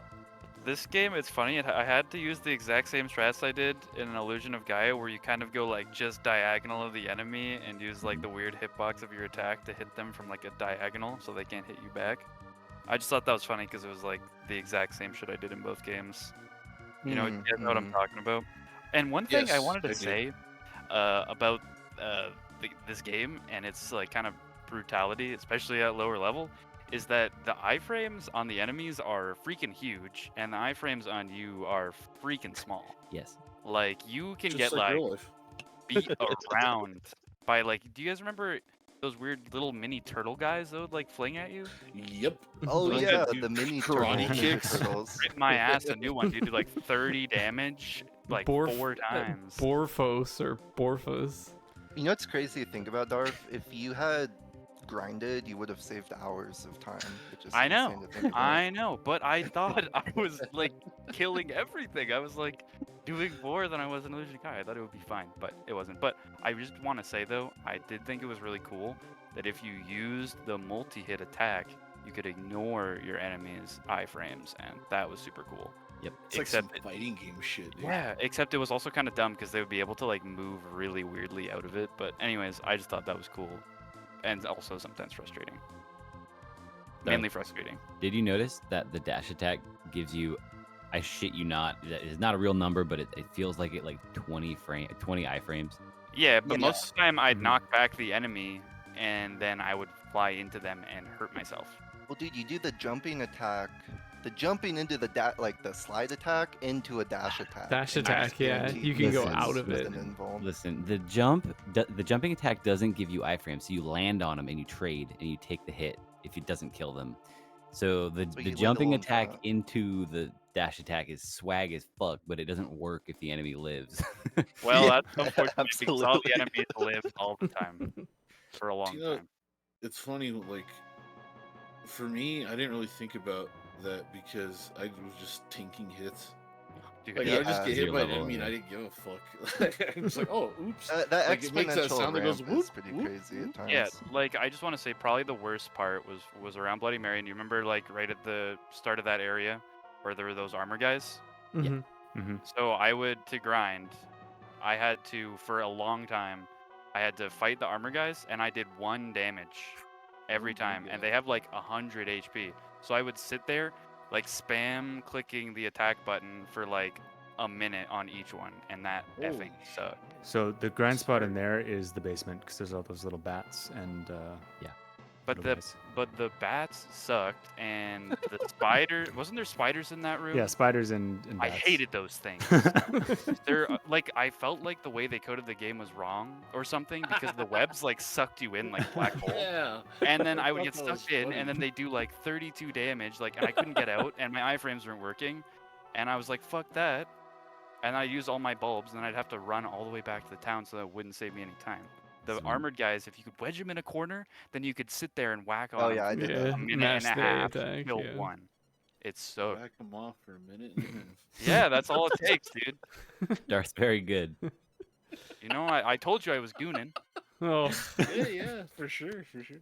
So Darth, I need to pull us back after you mentioned the G word on this podcast. My Bloody Mary strat. If next time you play and you're under leveled, I want you to know I was doing between 2 and 4 damage per hit as well, and I was also almost getting 3 to 4 shot depending on how the damage rolls worked. My strat was to do a dash attack from above her, using the iframes that are just all over that move, and you kind of pass through and you hit her and you land on the inside of the circle, but you have enough time to do another dash attack out of that circle above her, right? So you are back, kind of like lancing in and out, and you have so many iframes from the dash attack that you're just invincible. So you know what? I found that I tried that strat. It didn't really work for me. But I also never really tried the jump attack into a dash attack, to be fair. I didn't really know that was a tech. What Get your I body did down is there, I, man. I just found like a corner I could hit her at, and I was able to do like 8 damage every time she was like vulnerable, which was the most amount of damage I could have possibly hoped for.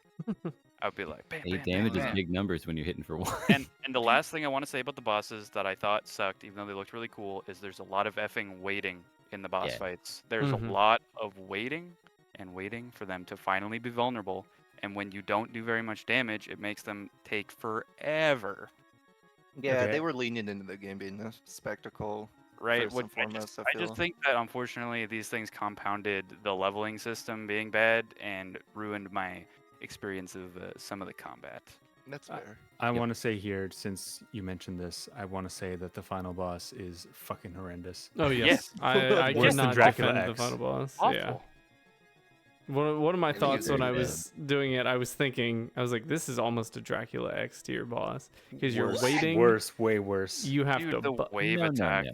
Yeah, well, Dude, he used the wave attack 5 times in a row. On yeah, you. I was about to say it can do it like 3 times in a row, and it's just slowing the shit down. It just takes forever, and you're already I waiting. didn't like how laggy the Yeah, the inputs are during that Yeah, fight. so bad. The emulator starts to fucking tank. Not I even mean, the emulator, not the emulator like it does on The Super Nintendo. my regular Super hardware Nintendo too. shouldn't, but So when he does the big wave attack you're talking about, like covers the whole screen, right? That's the one you're talking Mhm. about. yeah, the You one know in that the you card can game. just you just block. Okay. Yeah, but but it it still takes- Yeah, takes but it takes like 30 5 seconds. minutes. Yeah. Dude. Yeah. It takes like half a staircase. I from clock was tower. literally hitting my like 1,000 times speed button every time it used the attack.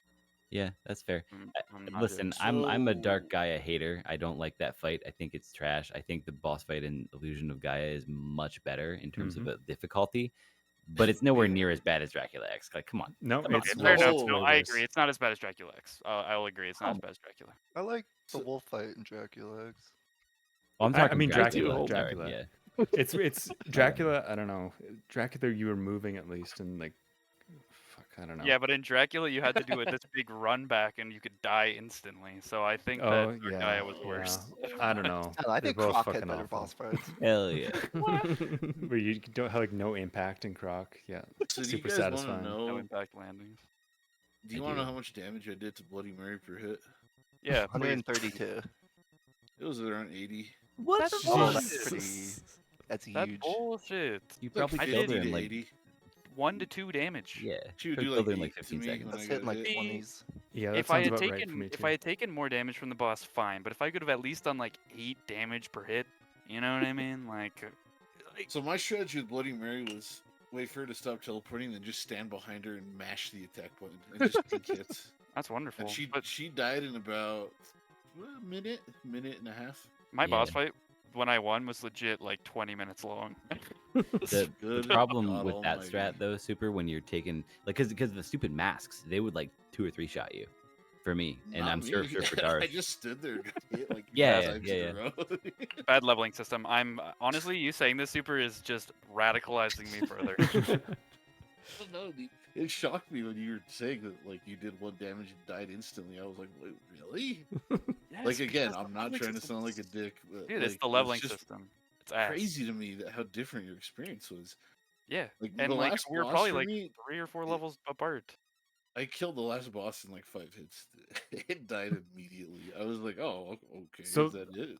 The thing is, like, yeah, he can die quick if you can hit him, but the thing is, like, he doesn't position himself to hit, and it's like If just you run towards the back of the platform you stand on, Yep. he's more likely to get in range. I found that too. I mm, found that too. I But didn't. yeah, it is kind of annoying the way he flies around. You can't hit him. I won't argue with that. But like for me, it was just waiting for him to get to me so I could kill him. It was like inevitable because he couldn't damage me enough to kill me. Not Yeah, even close. it was just, oh man, it sucked so bad. I didn't mind it at all. I almost thought, I thought for a second, I was like, I don't even know if do I bother finishing this? I can't stand it. Whoa. I did it, but it was Yeah, bad. it didn't take long for me at all. The last boss fight, it was like Dark Souls 1. I just stood there mashing Estus and mashing R1, and I eventually the credits started rolling. But Perfect game. I went through a lot of bulbs for that fight, honestly. it's just so intriguing to me how radically different experiences can be with this game. To go back to I- the oh sorry, keep going. I was just gonna say like the combat in this game never one time ever posed even anything resembling challenge to me. I wish we could have like split the difference on our difficulties, and we would have had a better experience overall. I think. Yeah, true. That's true. I was Or even thinking if- about the experience system. Like, would this game be better with an Illusion of Gaia style system? But I don't think it would work, like fundamentally, because it's open world and you're exploring and expected to go Yeah. back to older areas, so it just simply wouldn't work. I don't think. Yeah, I think that the way it should have worked is it should have just been flat. So like instead of me doing 2 damage and Super doing 50, I do like 4 damage and he does 12. You know what I mean? Yeah. Like that would have changed the whole thing. It would have I been agree. difficult but not impossible. I agree. See, to me, like I never knew that side of the game even existed, so I couldn't like try to form like an opinion on it or criticize it because it never showed itself to me. So that's why, like, when you were saying what you were saying, it's like an eye-opening moment. Like, really? Wow. Time for a low level run. Dude, No. I actually like I found out that's a thing people do. I saw someone fight Dark Gaia and do 1 damage each hit, and they still won. It's crazy. It was People like love an this game, hour and dude. a half long video. This game has a really serious cult following. Also, Darth, I'm not trying to bash you, but if you stand behind Bloody Mary with a flame ring, like it's consecutive hits, Oh, I did that too. it does like 20, 24 damage. It did 1. I tried it on her. It did 1 damage. To Well, her. it still hits like 10 times. Yeah, did you guys know Yeah, but then I got hit. magic damage is based on your luck set? Interesting. That's There's cool. a NPC who Cool. teaches you that. And there's also an armor that changes strength into luck, which Yeah, I was means gonna mention that. yeah. That's interesting. Really? Mage Yeah. build. Yeah, mage build. Cool. It is pretty cool. I saw that armor, but I was like, why would I want to have more crits for that? That makes sounds sense dumb. now. Okay. Oh, that reminds me. One thing I wanted to ask you, Darth. Did you? How many weapons did you have? Did you ever have to throw away weapons? And how many of the ones in the middle, the 4 in the middle, did you get? That's a good question. I don't remember that exactly, but I do know for the bosses that I fought that I had the best weapon that you were supposed to be using for them. I will say Because that. there are some weapons in this game and armor that you can miss. Straight up, you can Mhm. miss it. I think I found most of them. Like I think like most of my stuff was totally full. Okay. I did find most of them. And Did you that have the was cool. I like mermaid finding mail as soon as you could? Yeah. Because That, mermaid mail is that's such a good buff. point to bring up. As soon as you get the ship, I was like, dude, I'm gonna look for the hidden Final Fantasy VIII continents, and sure enough, there was at least one. There's so many spots to drop off at and get gear. Totally. They, That was they, cool. they did that part perfect. I And got that's yeah. I got the mermaid mail and then instantly replaced it and was kind of disappointed. Is there some special property to the mermaid armor? that I No. missed? No. Okay. It's It was just going It's to just that. like you get really good armor right away. mhm. Yeah. I Going was to really that continent was really cool. Sorry, Darth. no, go. I was just saying that that's where you find the end game portal, the skull. Yeah. altars. Yeah, I dry thought that was veil. really fucking cool and just mysterious. Before realizing it's like a plot vital thing, but like to find this at the edge of the world, pretty. That is cool. That is really cool. I didn't think about that. I was just gonna say I was sad that that L's garb never like Omega Giga evolved. Yeah, I thought it Well, would have like some second special property, but it's like But- no, it's down there with it's like, rags. oh man. Yeah, Yeah, it didn't- Does literally. it still function the same? I was curious about that. What do you mean? Doesn't it have a reflect property? Just Yeah, on it that reflects one bad vibes. plot. Yeah, the bad. Oh, just okay. It's a sentimental item from your loved one. Well, Yeah. And then you throw it away when you have no more room to carry. Absolutely not. And when you get something better. I kind of liked Elle. I don't know. I thought she was like I was She was like, you cool. know, I Wait, liked her. I Except for didn't. the- Which one? Okay, except for that the part where was. she was gonna kill a baby. Other than that, Okay, well, okay, let's brush that under real quick. But when you get asked which one to be your future girlfriend, that was such a that relates so hard to like the theming of the game. It like Yeah. really like grounds you in that moment of the two competing worlds in a sense, and gets you thinking those big questions. The game, like, it would do that. Like, that's one of the things this game, like, when I said it was on, like, some Kojima type shit, is, like, randomly, you're like, okay, this game's, like, too far gone. Like, it's up its own butt. Like, the first time you talk to, like, what's his name? Perel. He's like, you want to see something cool? Because you're sad. And then you watch this 30-second skateboard demonstration with this really cool music. And you're like, what? And then he becomes plot significant. And he's like, check this out. I'm going to distract the guard with my kickflip. Christ there. And you're like, what? That was sick. I didn't But- check back in on that kid the first time. I just watched him do a trick and walked off, and then didn't know what to do for like half an hour. You missed out. You missed out on the skateboard wizard. I like when you first see him in the town and he's just doing his idle animations. The one where he like flips, like the animation is Yeah, so just back and cheeky, dude. forth. Like, whoa! Yeah, It's that's so an funny, Andy dude. Nosebone He's the 360 for skateboard sure. wizard. Yeah, that's what it says. Yeah, He is a wizard. when the And I Power also Rangers thought team it was up. funny at the end of the game where he's like, "There's some automated laser cannons up ahead. Let me use my skateboard to disable them." Yeah. Totally. Totally. Like, oh, okay, cool, right on, dude. Let's see. Was there also like a subplot with like the boy and the girl night falling in love or something? That felt ham-fisted in. Which Boy one? and the girl. Fido Yeah, the and blue one and the one. Oh, that I Oh. enjoyed that plot they, point. What are they you were talking about? lovers Fido in and a Roy. previous I life, felt like dude. that came out of nowhere that they like loved each other. No, Well, well, they're. Were you paying attention? What the fuck, man? I think what it is they found themselves like in the same, like, fate brought them together. Yeah, And they're very yeah. similar people. yeah, they were both doing And- something they didn't want to do, Yes, and they were saw both eye to eye. They when were they were at gonna first fight. enemies, opposing each other, and then they both realized, wait a minute, like we're And then the they same. fell in love. It was so Yeah. beautiful. What are you talking about, Dude, Darth? I just feel like that should have been like a 1, 2, 3, 4, 5, and it was like a 1, 2, 3. Darth what I'm wanted a Bahamut Dragoon style silhouette. I wanted something in the middle, okay? I wanted something in the middle. Also, Malin got more friggin' character development than any other character in the you game. fuck her. She's so annoying. But you I could straight hated call it. her out too, is Ark. Like, you Oh, I did. I obnoxious was little so twit. mean. Like, I "Oh, really whoa, enjoyed whoa." how Ark would just be like, yeah, whatever, every time.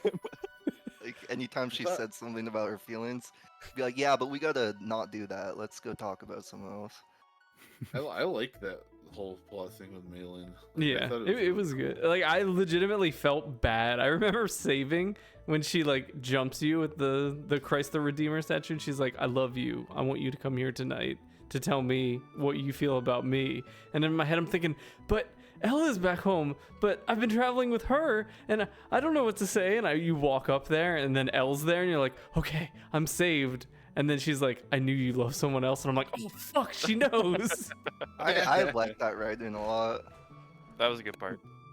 That part when after she realizes that you don't feel the same way about her, the sprite where she's standing there crying, rubbing her eyes, like I at the risk of sounding like a bitch, that shit got me, dude. I was like, I feel you, man. Yeah. Like, That was yeah. I was like, yeah, that sucks. that's some real shit right there, man.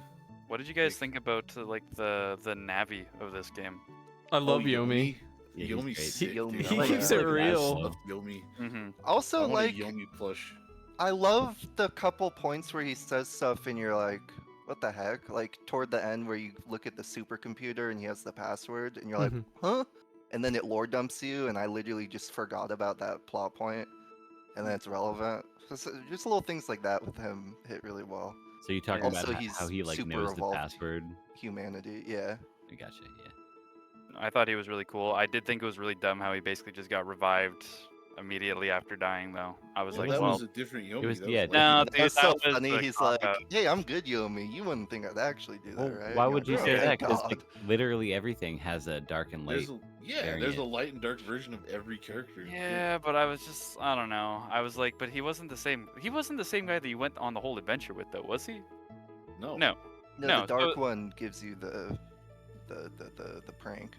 The dark Yeah, one also and doesn't Elle have like the... vaporizes herself with him. Yes. Yeah. Yeah. That, but like Somehow. that part was like super heavy, and then he was like, I'm still alive though, kind of. I was like, Honestly, just back for to me, that music was starts relief because Ark is like so chronically isolated at this point. dude, that's fair. So, I thought it was like a cop out. I was kind of like, oh, I kind of wanted him to be gone, you know? Wow. Darth, Yomi that's hater, insane. huh? Dude, what do you mean? I This would- is unhinged. Not only is he your inventory, I would feel like you, the person who also here enjoys the thematic elements of this. Not everybody does, right? But you also bring it up a lot, other than me. I feel like you would enjoy that he did come back or not come No, back. but I another want. Yomi.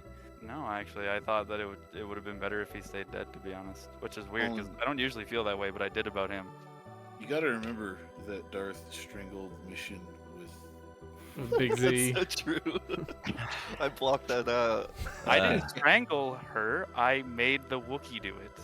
It's even worse, man. That's so much worse. I It's made her crazy. best friend do it. I didn't do So it. much worse. I forgot about that, dude. No, Blood That's isn't on fucked my up. hands. I was drinking coffee that day. Oh shit, caffeine Darth. Oh no. He was. It all checks out.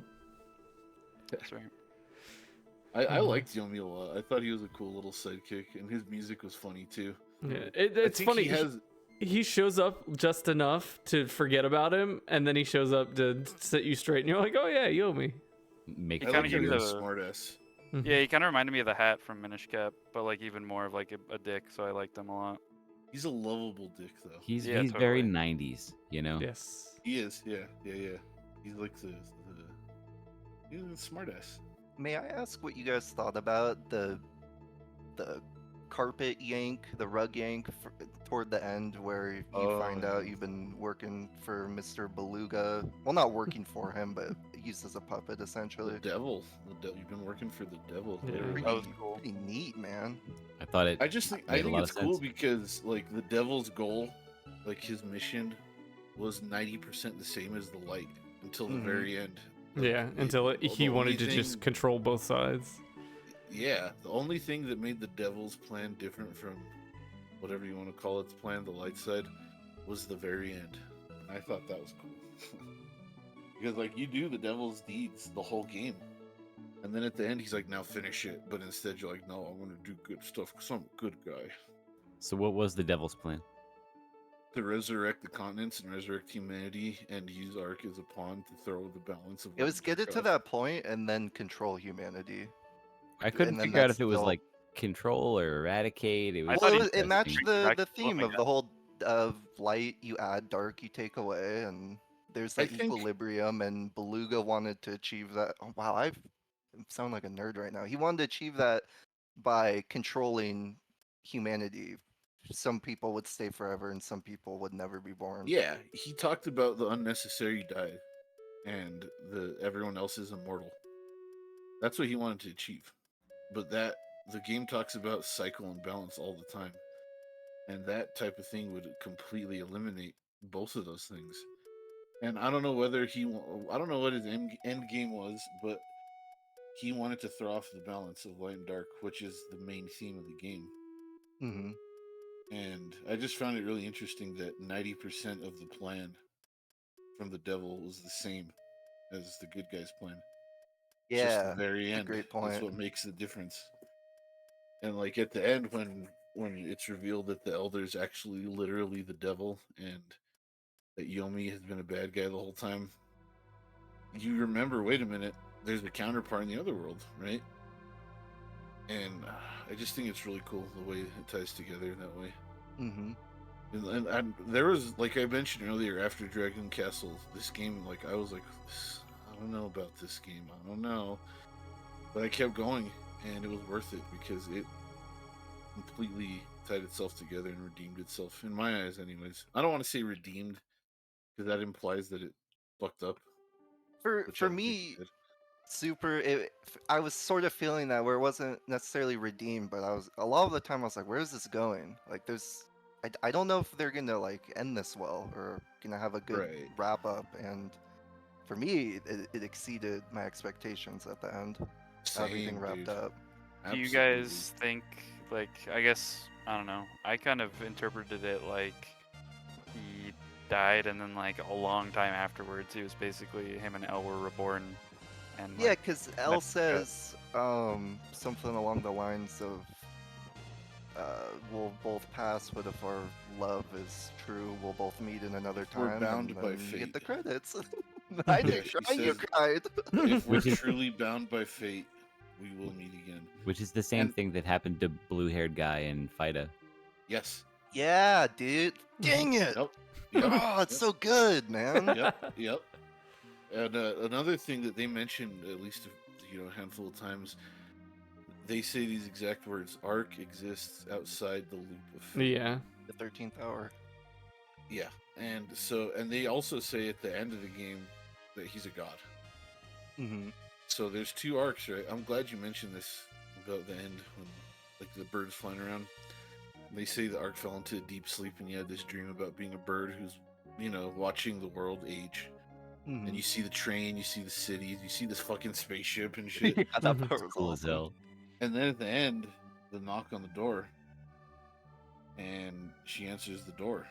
That's where I was like, was that Ark? Did he? So in my I was having trouble piecing the ending together, and I think it's that way on purpose. But Mhm. the way I did some reading after I beat the game, and if Ark exists outside the loop of fate, and he is a god, he was resurrected as a bird by Light Gaia at the end, right? But that was Dark Arc. Okay. So in the game, the course of the game, this is a question I have to you guys because I'm having trouble figuring this out myself.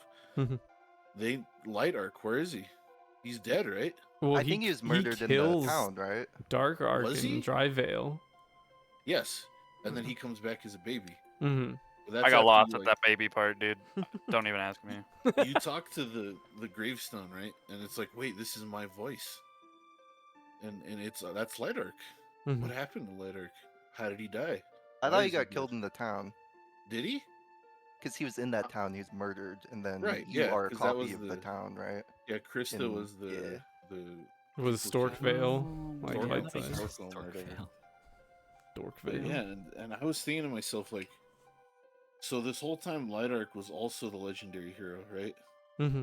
But Mhm. his role wasn't the same as Dark Arc's, which was to actually go and do the things that the hero's supposed to do. But Light Arc influenced Dark Arc directly and led him on the path of being the legendary hero. Yeah, wasn't he referenced as the legendary hero? Yeah. Yeah, Light Arc. They said in the game that when the balance of light and dark is thrown off, the legendary hero will be resurrected. Right, yeah. And that's what I'm thinking. Like, so Light Arc's dead. He's the legendary hero, but so is Dark Arc. Mm-hmm. And they work together as one to save the world. So I'm thinking at the end of the game, they also became one again. And that's the knock on the door was actually Arc, like in Like- human form. Like balanced so. Arc, yeah. Because And there's so like one a line of cosmetic dialogue that says he has the blood of light and dark in him, so that Yes. checks out. There's also a part in the game where when Arc, I have trouble remembering exactly what happened, but I think I could be wrong, but I think there's a part in the game where 2 souls come out of Arc's body instead of just one. Because there's a lot of parts in that game where people will die, or like Yeah, and like you see in Neo the blue Tokyo, circle. or yeah, in Neo Tokyo when they all disappear, or at the end when you're in Krista and people start turning into souls, only one comes out. There's a part in this game where 2 come out of Arc, and that I thought that was like that ties into he exists outside of the loop of fate, right? That They is definitely knew. interesting. They definitely knew where they were going. They were setting Yeah. the dominoes up for sure. So one thing that I found that I want to share with you guys right now, I'm going to post it in chat. This is artwork from Kumai Fujiwara. It was in a book that he published, an art book. Well, let me make sure this is the correct link. Yeah, take a look at that. That's it's referencing the end of the game. You You know see what's the weird bird, about that? you see the house, and you see Arc and L. Yeah, that's basically what I imagine the ending being, which is Yeah. atypical of me because I don't think like I don't know. I typically think like a pessimistic option if there's an open ending like that, just naturally. But inexplicably, I couldn't imagine anything other than that picture, that drawing you just posted, because the whole game it made it feel like it was worthwhile to do the right thing, and Right. maybe even if Arc isn't directly rewarded, a silly thing was I was just thinking like Light Gaia with this power would reward Arc in one way or another an opportunity to live a normal life. Especially going with the plot point of Elle talking about like we're fated to be together in another time. Just seems too like how could that not be the ending? Yeah, like you gotta give it to me, man. And also another thing that I think ties directly into this, at the beginning of the game, when you jump into the hole that the Elder sends you to, as you're leaving, when you say goodbye to Elle, she says, "I will wait for you forever." Mm-hmm. Like as long as it takes. Yeah. Like Yeah. I'll be here. Yeah. And again, that like to me that reinforces that obviously the ending's open ended. Because the knock on the door comes, then it literally freezes on the game over screen. Yeah. It doesn't show who's at the door. But Oh, now she has a bird friend. Like, no, that's not the ending I'm accepting. yeah, the bird knocked on the door, dude. The bird was like flying into the door. It's a very I honestly interesting bird. kind of expected that. You know what other funny thing that I noticed? That when you hear the knocks and she walks towards the front door, before she walks out, you can hear a bird chirping. Yeah. Oh, I know. That bothered me so much. I noticed that too. I just think that's cool because it's like, was it the bird? Was it? Yeah. Was it Liam? Oh, it's funny you say Liam. Like, when not when I first played it, I guess I was too dumb and I was just thinking video games. But the second time through, like, I remember distinctly getting to the well, it's funny, like, there's a weird drop when you go to Neo Tokyo the first time. They're like, we think the antiques owner owns an exotic animal. Dude, I was like, And, why are like, they talking about a lion? Yeah, and they say, What's like, the relevance? and he's like, Yeah. I don't have a lion. And then Yeah. so in the like, it's funny how clearly I remember that, like, my second playthrough of this game is probably why I like it so much. Because I remember thinking, oh my god, does he have Liam? And even though you can't talk to animals anymore, I went back to the like animal spot and he's gone. And I'm like, Yeah, oh my god, yeah. it's him. And then you go back to Neo Tokyo after the like virus like wipes it out, and you see the lion, and the girl's like, help me, the lion's gonna eat me. And I'm like, this fucking game is gonna make me kill him. Like, it's gonna make me, I can't talk to him. I'm gonna have to save the girl, and it is gonna rip my heart out and step on it.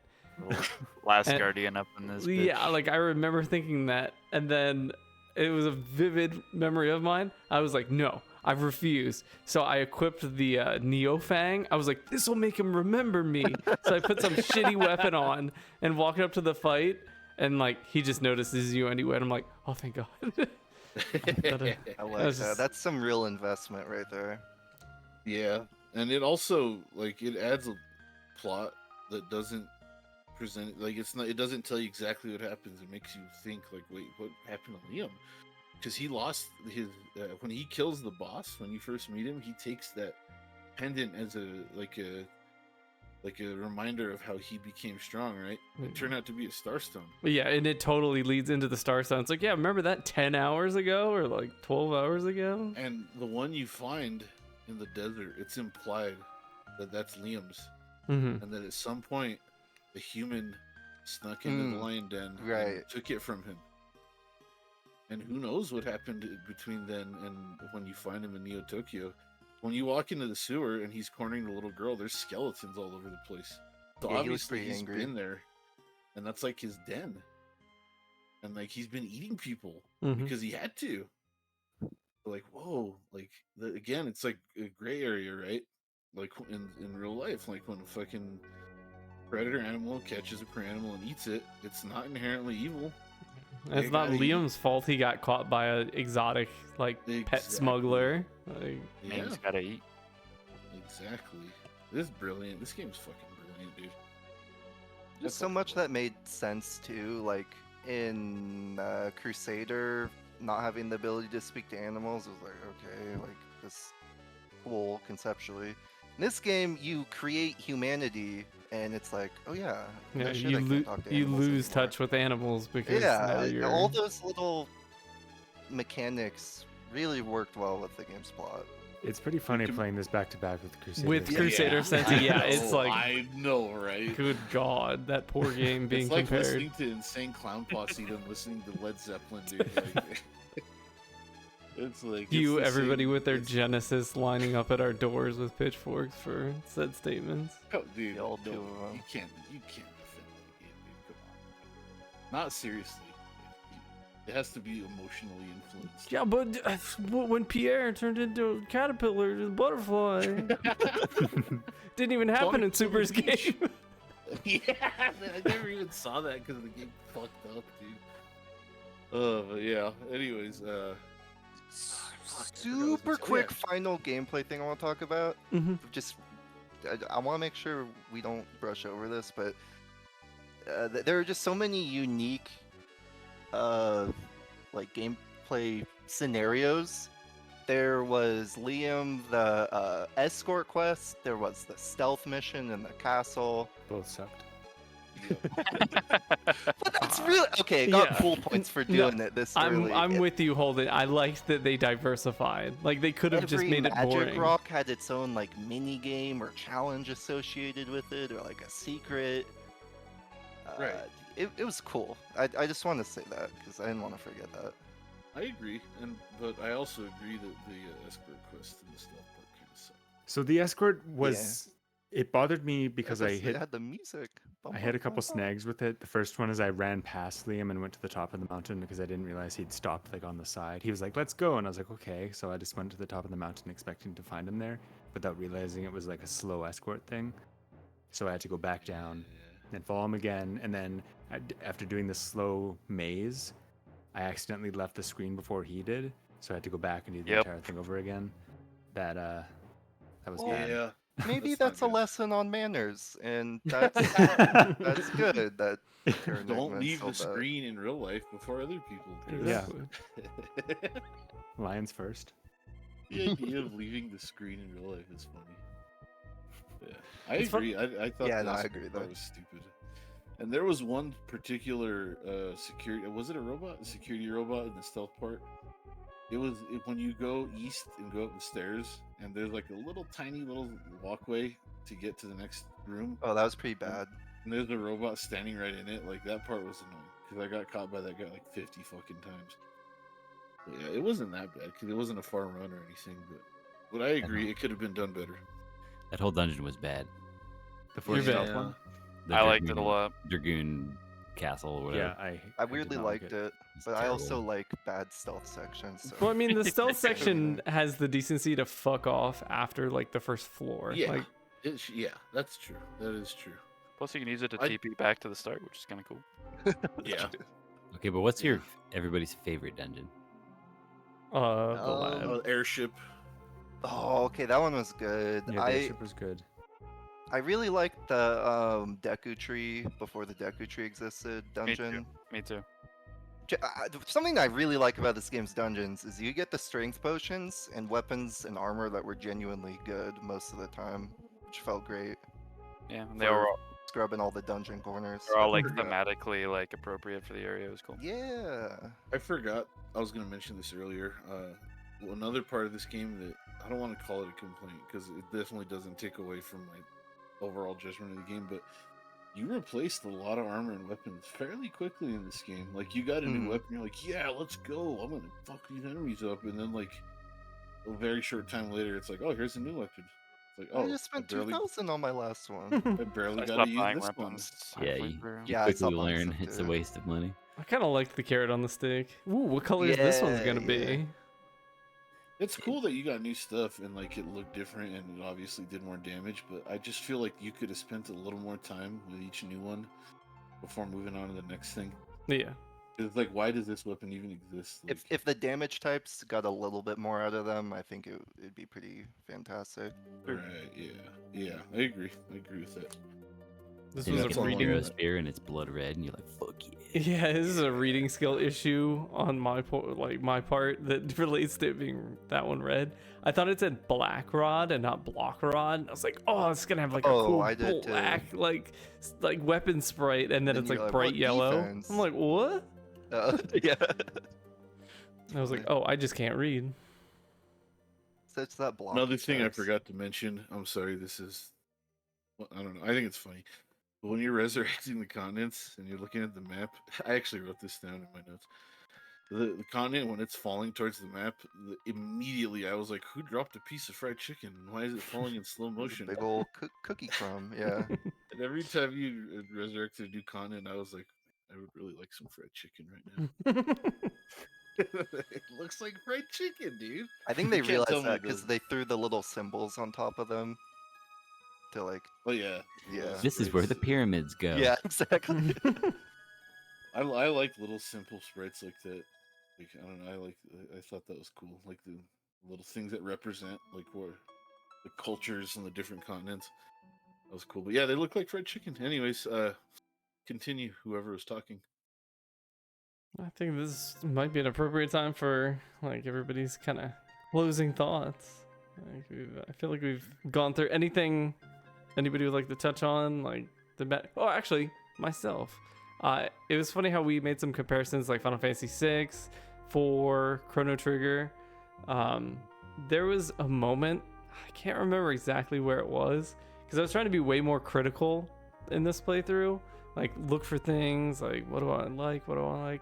There was a moment that reminded me a lot of, like, the Magus part in Chrono Trigger, and it made me think how fucking amazing, no slight to this game, Chrono Trigger is.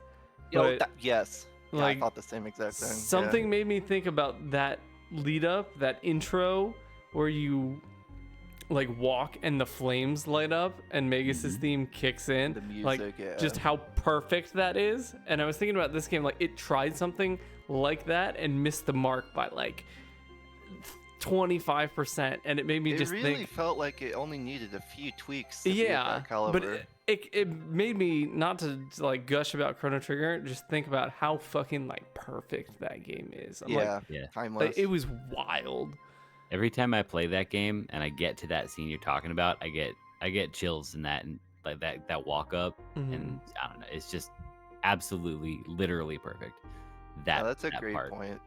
This game definitely shows its age, where something like Chrono Trigger doesn't nearly as much, Mhm. personally. Yeah. Chrono Trigger timeless, like this, a super good example like of its time. Like it's like, not to say this game is not amazing in its own right, but it was just like when you have comparisons like that, like some of the sprites in this made me think about Final Fantasy. Actually, I kind of like how big, I thought about you, Holden, like how big and like nice little details the sprites have, and it made me think about like the Final Fantasy 6 sprites, like why they look so Mhm. good.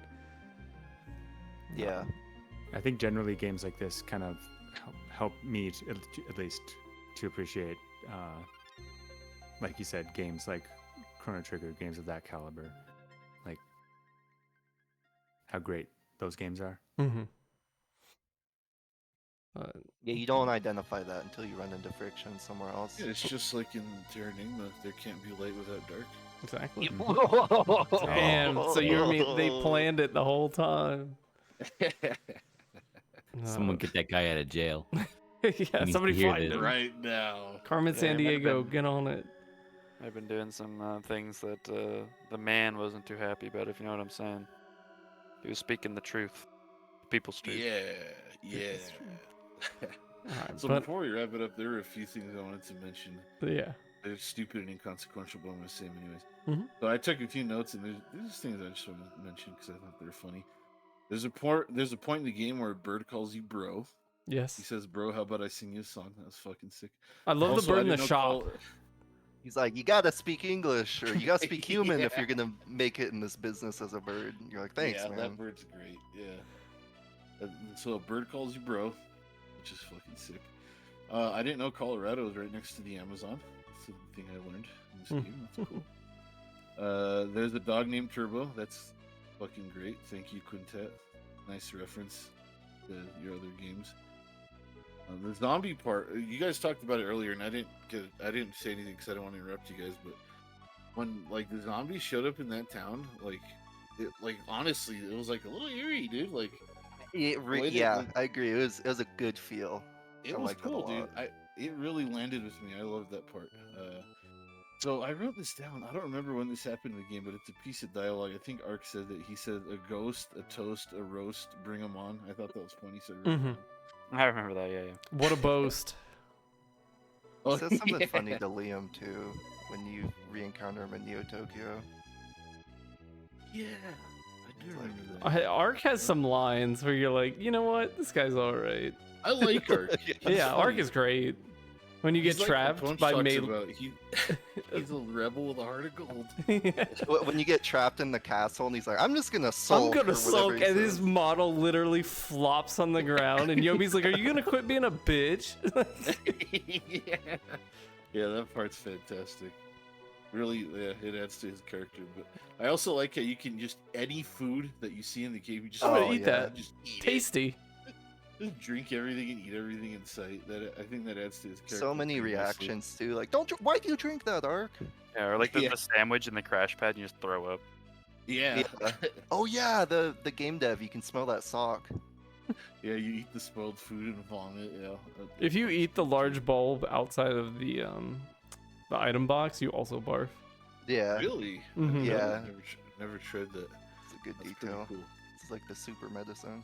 Another thing I thought was funny at the end of the game when the airship is going down, and it's either Fida or the other dude, I forgot his name. He says, if people have been known to survive airplane crashes, it's like, dude, airplanes have existed for like a week. What are you talking about? We're built resilient. And I'm like, To There's be also- fair though, that guy that was building it said he had crashed it like 6 times.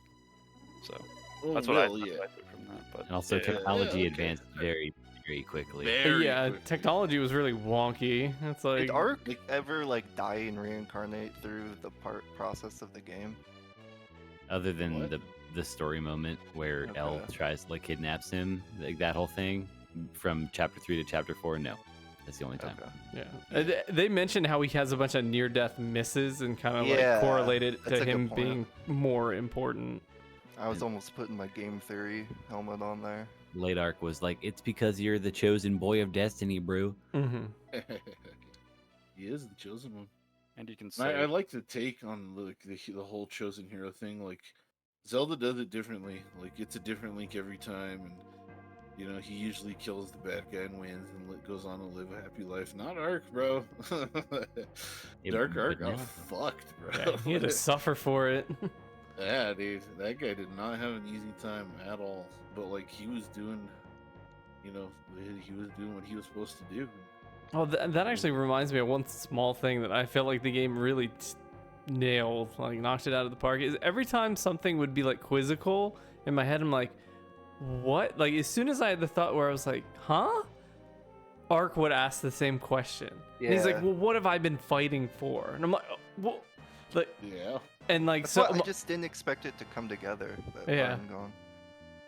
like it did a good job of like when something wasn't super clear and I didn't know if it was me being thick or just that it was supposed to be open, the game usually like represented itself as like Yeah. why, what, when, and like, and I was like, okay, I'm supposed to be feeling this. While also not overly explaining, which is a really fine line to walk. Agreed. And, Well, if we're gonna wrap this up, I'll just go ahead and share my final thoughts. go ahead.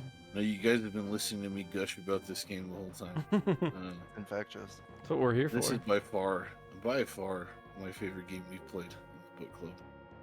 It did everything right for me. Like even parts where it was where I thought it was, you know, doing things poorly or doing things wrong. As the game went on, it showed me. Wait, no, actually, they're doing it right. They nailed it. I won't repeat myself because I've already said exactly how I feel about this game. If I had to give it a score, I can get a 9.5 out of 10.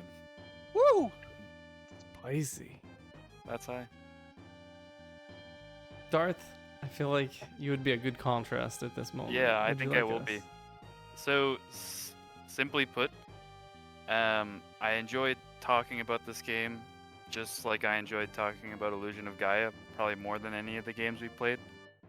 But it had the same problem as with Illusion of Gaia, where I also hella suffered playing the game, and that totally mega impacted how much I enjoyed it. I'm gonna give it a 6.5 because I was screaming and not having fun most of the time, even though it was fun to talk about and it had a lot of cool Sure. stuff in it. That's the only thing that made it good.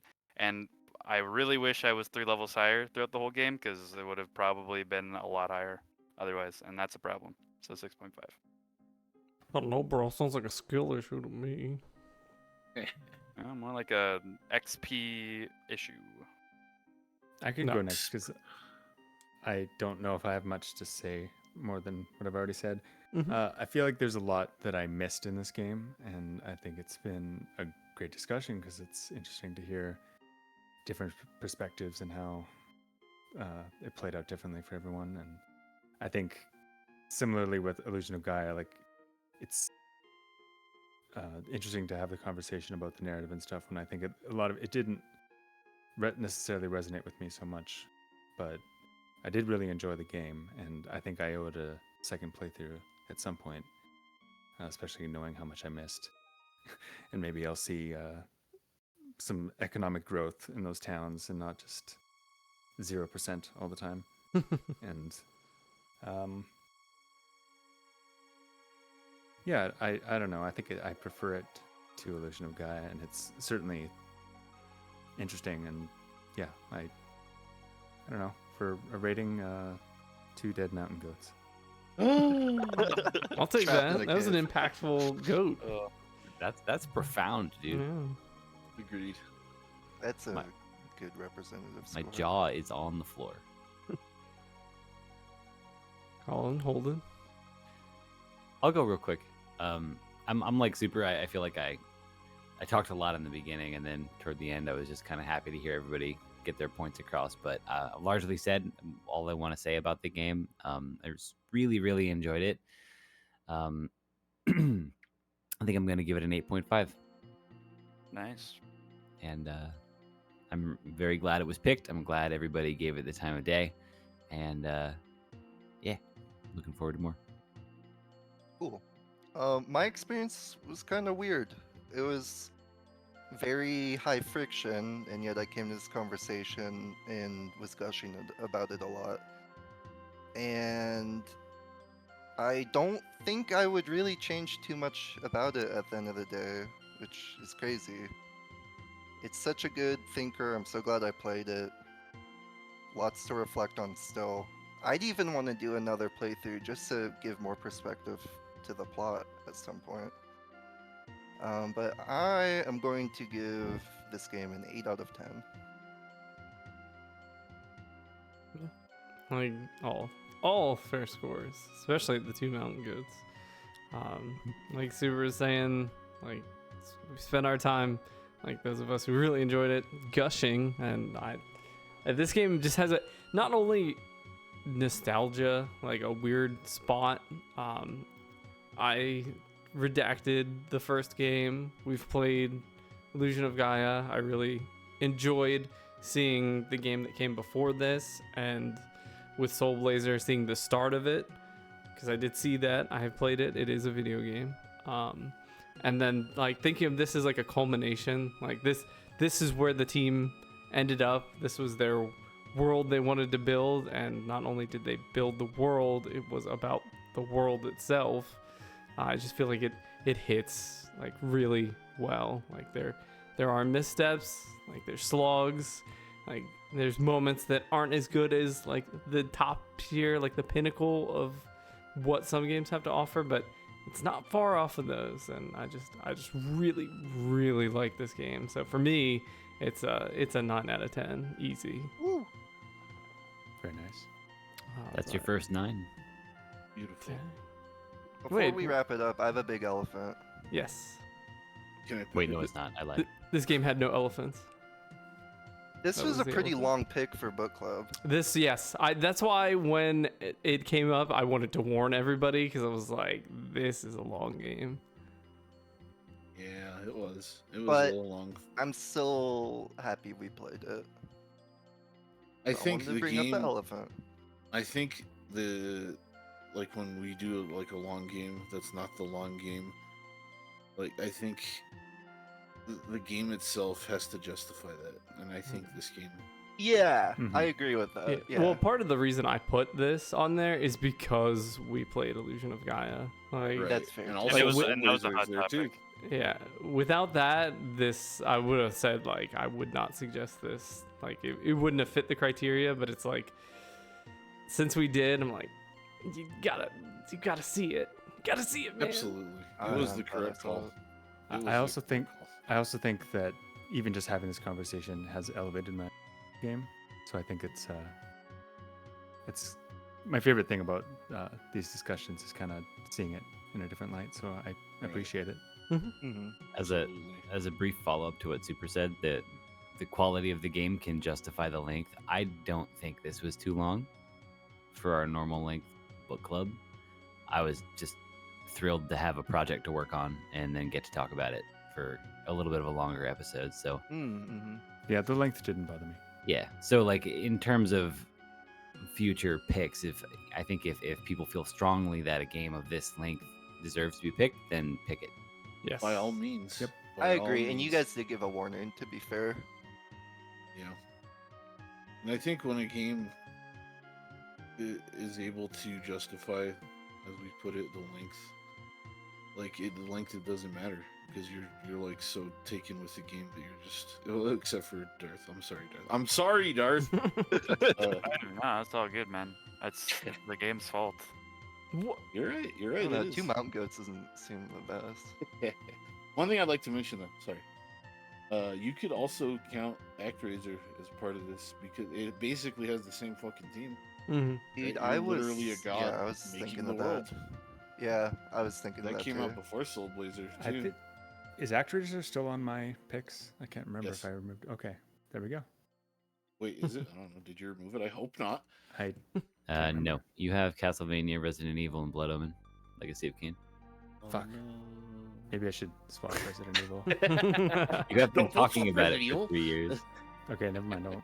Wait, why shouldn't he switch Resident Evil? Because it's a video game. It is a video game, that's true. Speaking of video games, we will not be spinning the wheel this month for a game because next month we do have long game coming up, which is Final Fantasy Tactics, the PS1 version, not War of the Lions. Sorry, Darth. So wheel enjoyers, I apologize, but there will be wheel. It'll just be a month from now. Can we spin a wheel with some dummy options? No, we can't give the people fake wheel, even if they want it. Where wheel, when wheel. This is a lesson, you guys. You can't have instant gratification. By instant, I mean monthly. Yeah, exactly. Yeah, I'm gonna go build up a town's commerce. that's right. Crete says 0%. But Holden, Darth, Super, Colin, Chris, definitely always a pleasure, especially the deep dive games where we can sink our teeth in, meat and potatoes, all Absolute that. ripper. Like the discussion is always. I knew this was gonna be a juicy one, and I was afraid.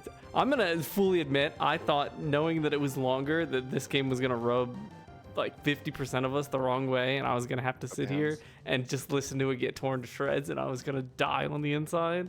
But fortunately, I lucked out this time. But yeah, always a pleasure. Pleasure. Book Can't club. wait. I gotta apologize right now. I won't be joining everyone for Final Fantasy Tactics. Oh Life, yeah. life got in the way. Things happened. You know. It do happen. Well, you will be there in spirit. We'll put an icon there for you because you might not be there, but you're always a part of book club, just like Thank you. everybody in the chat room, Yeah. hanging out with us. I just And I'll want to pretend to be you, Super, during the tactics part. I want to opine think briefly on that. I think maybe I speak for everyone by saying that you would absolutely be welcome to like talk in the voice chat while we do it and be an objective party and be like, well, Colin, I think your point makes no sense. You're full of shit. You know, that kind of thing. That'd be fun. So We'll see what don't feel like happens. you have to duck altogether. You know. Mhm. Yeah. I'll chat. I'll be a chat monster. It's fine. Dang, stream monster. But yes, so that about wraps it up. Thanks everybody for joining us here for episode 15 of Seriously Casual for Terranigma for the Super Nintendo. I'll catch you guys later. Thanks for hanging out. Goodbye. Yes, sir. Goodbye. Bye, guys. Okay, bye.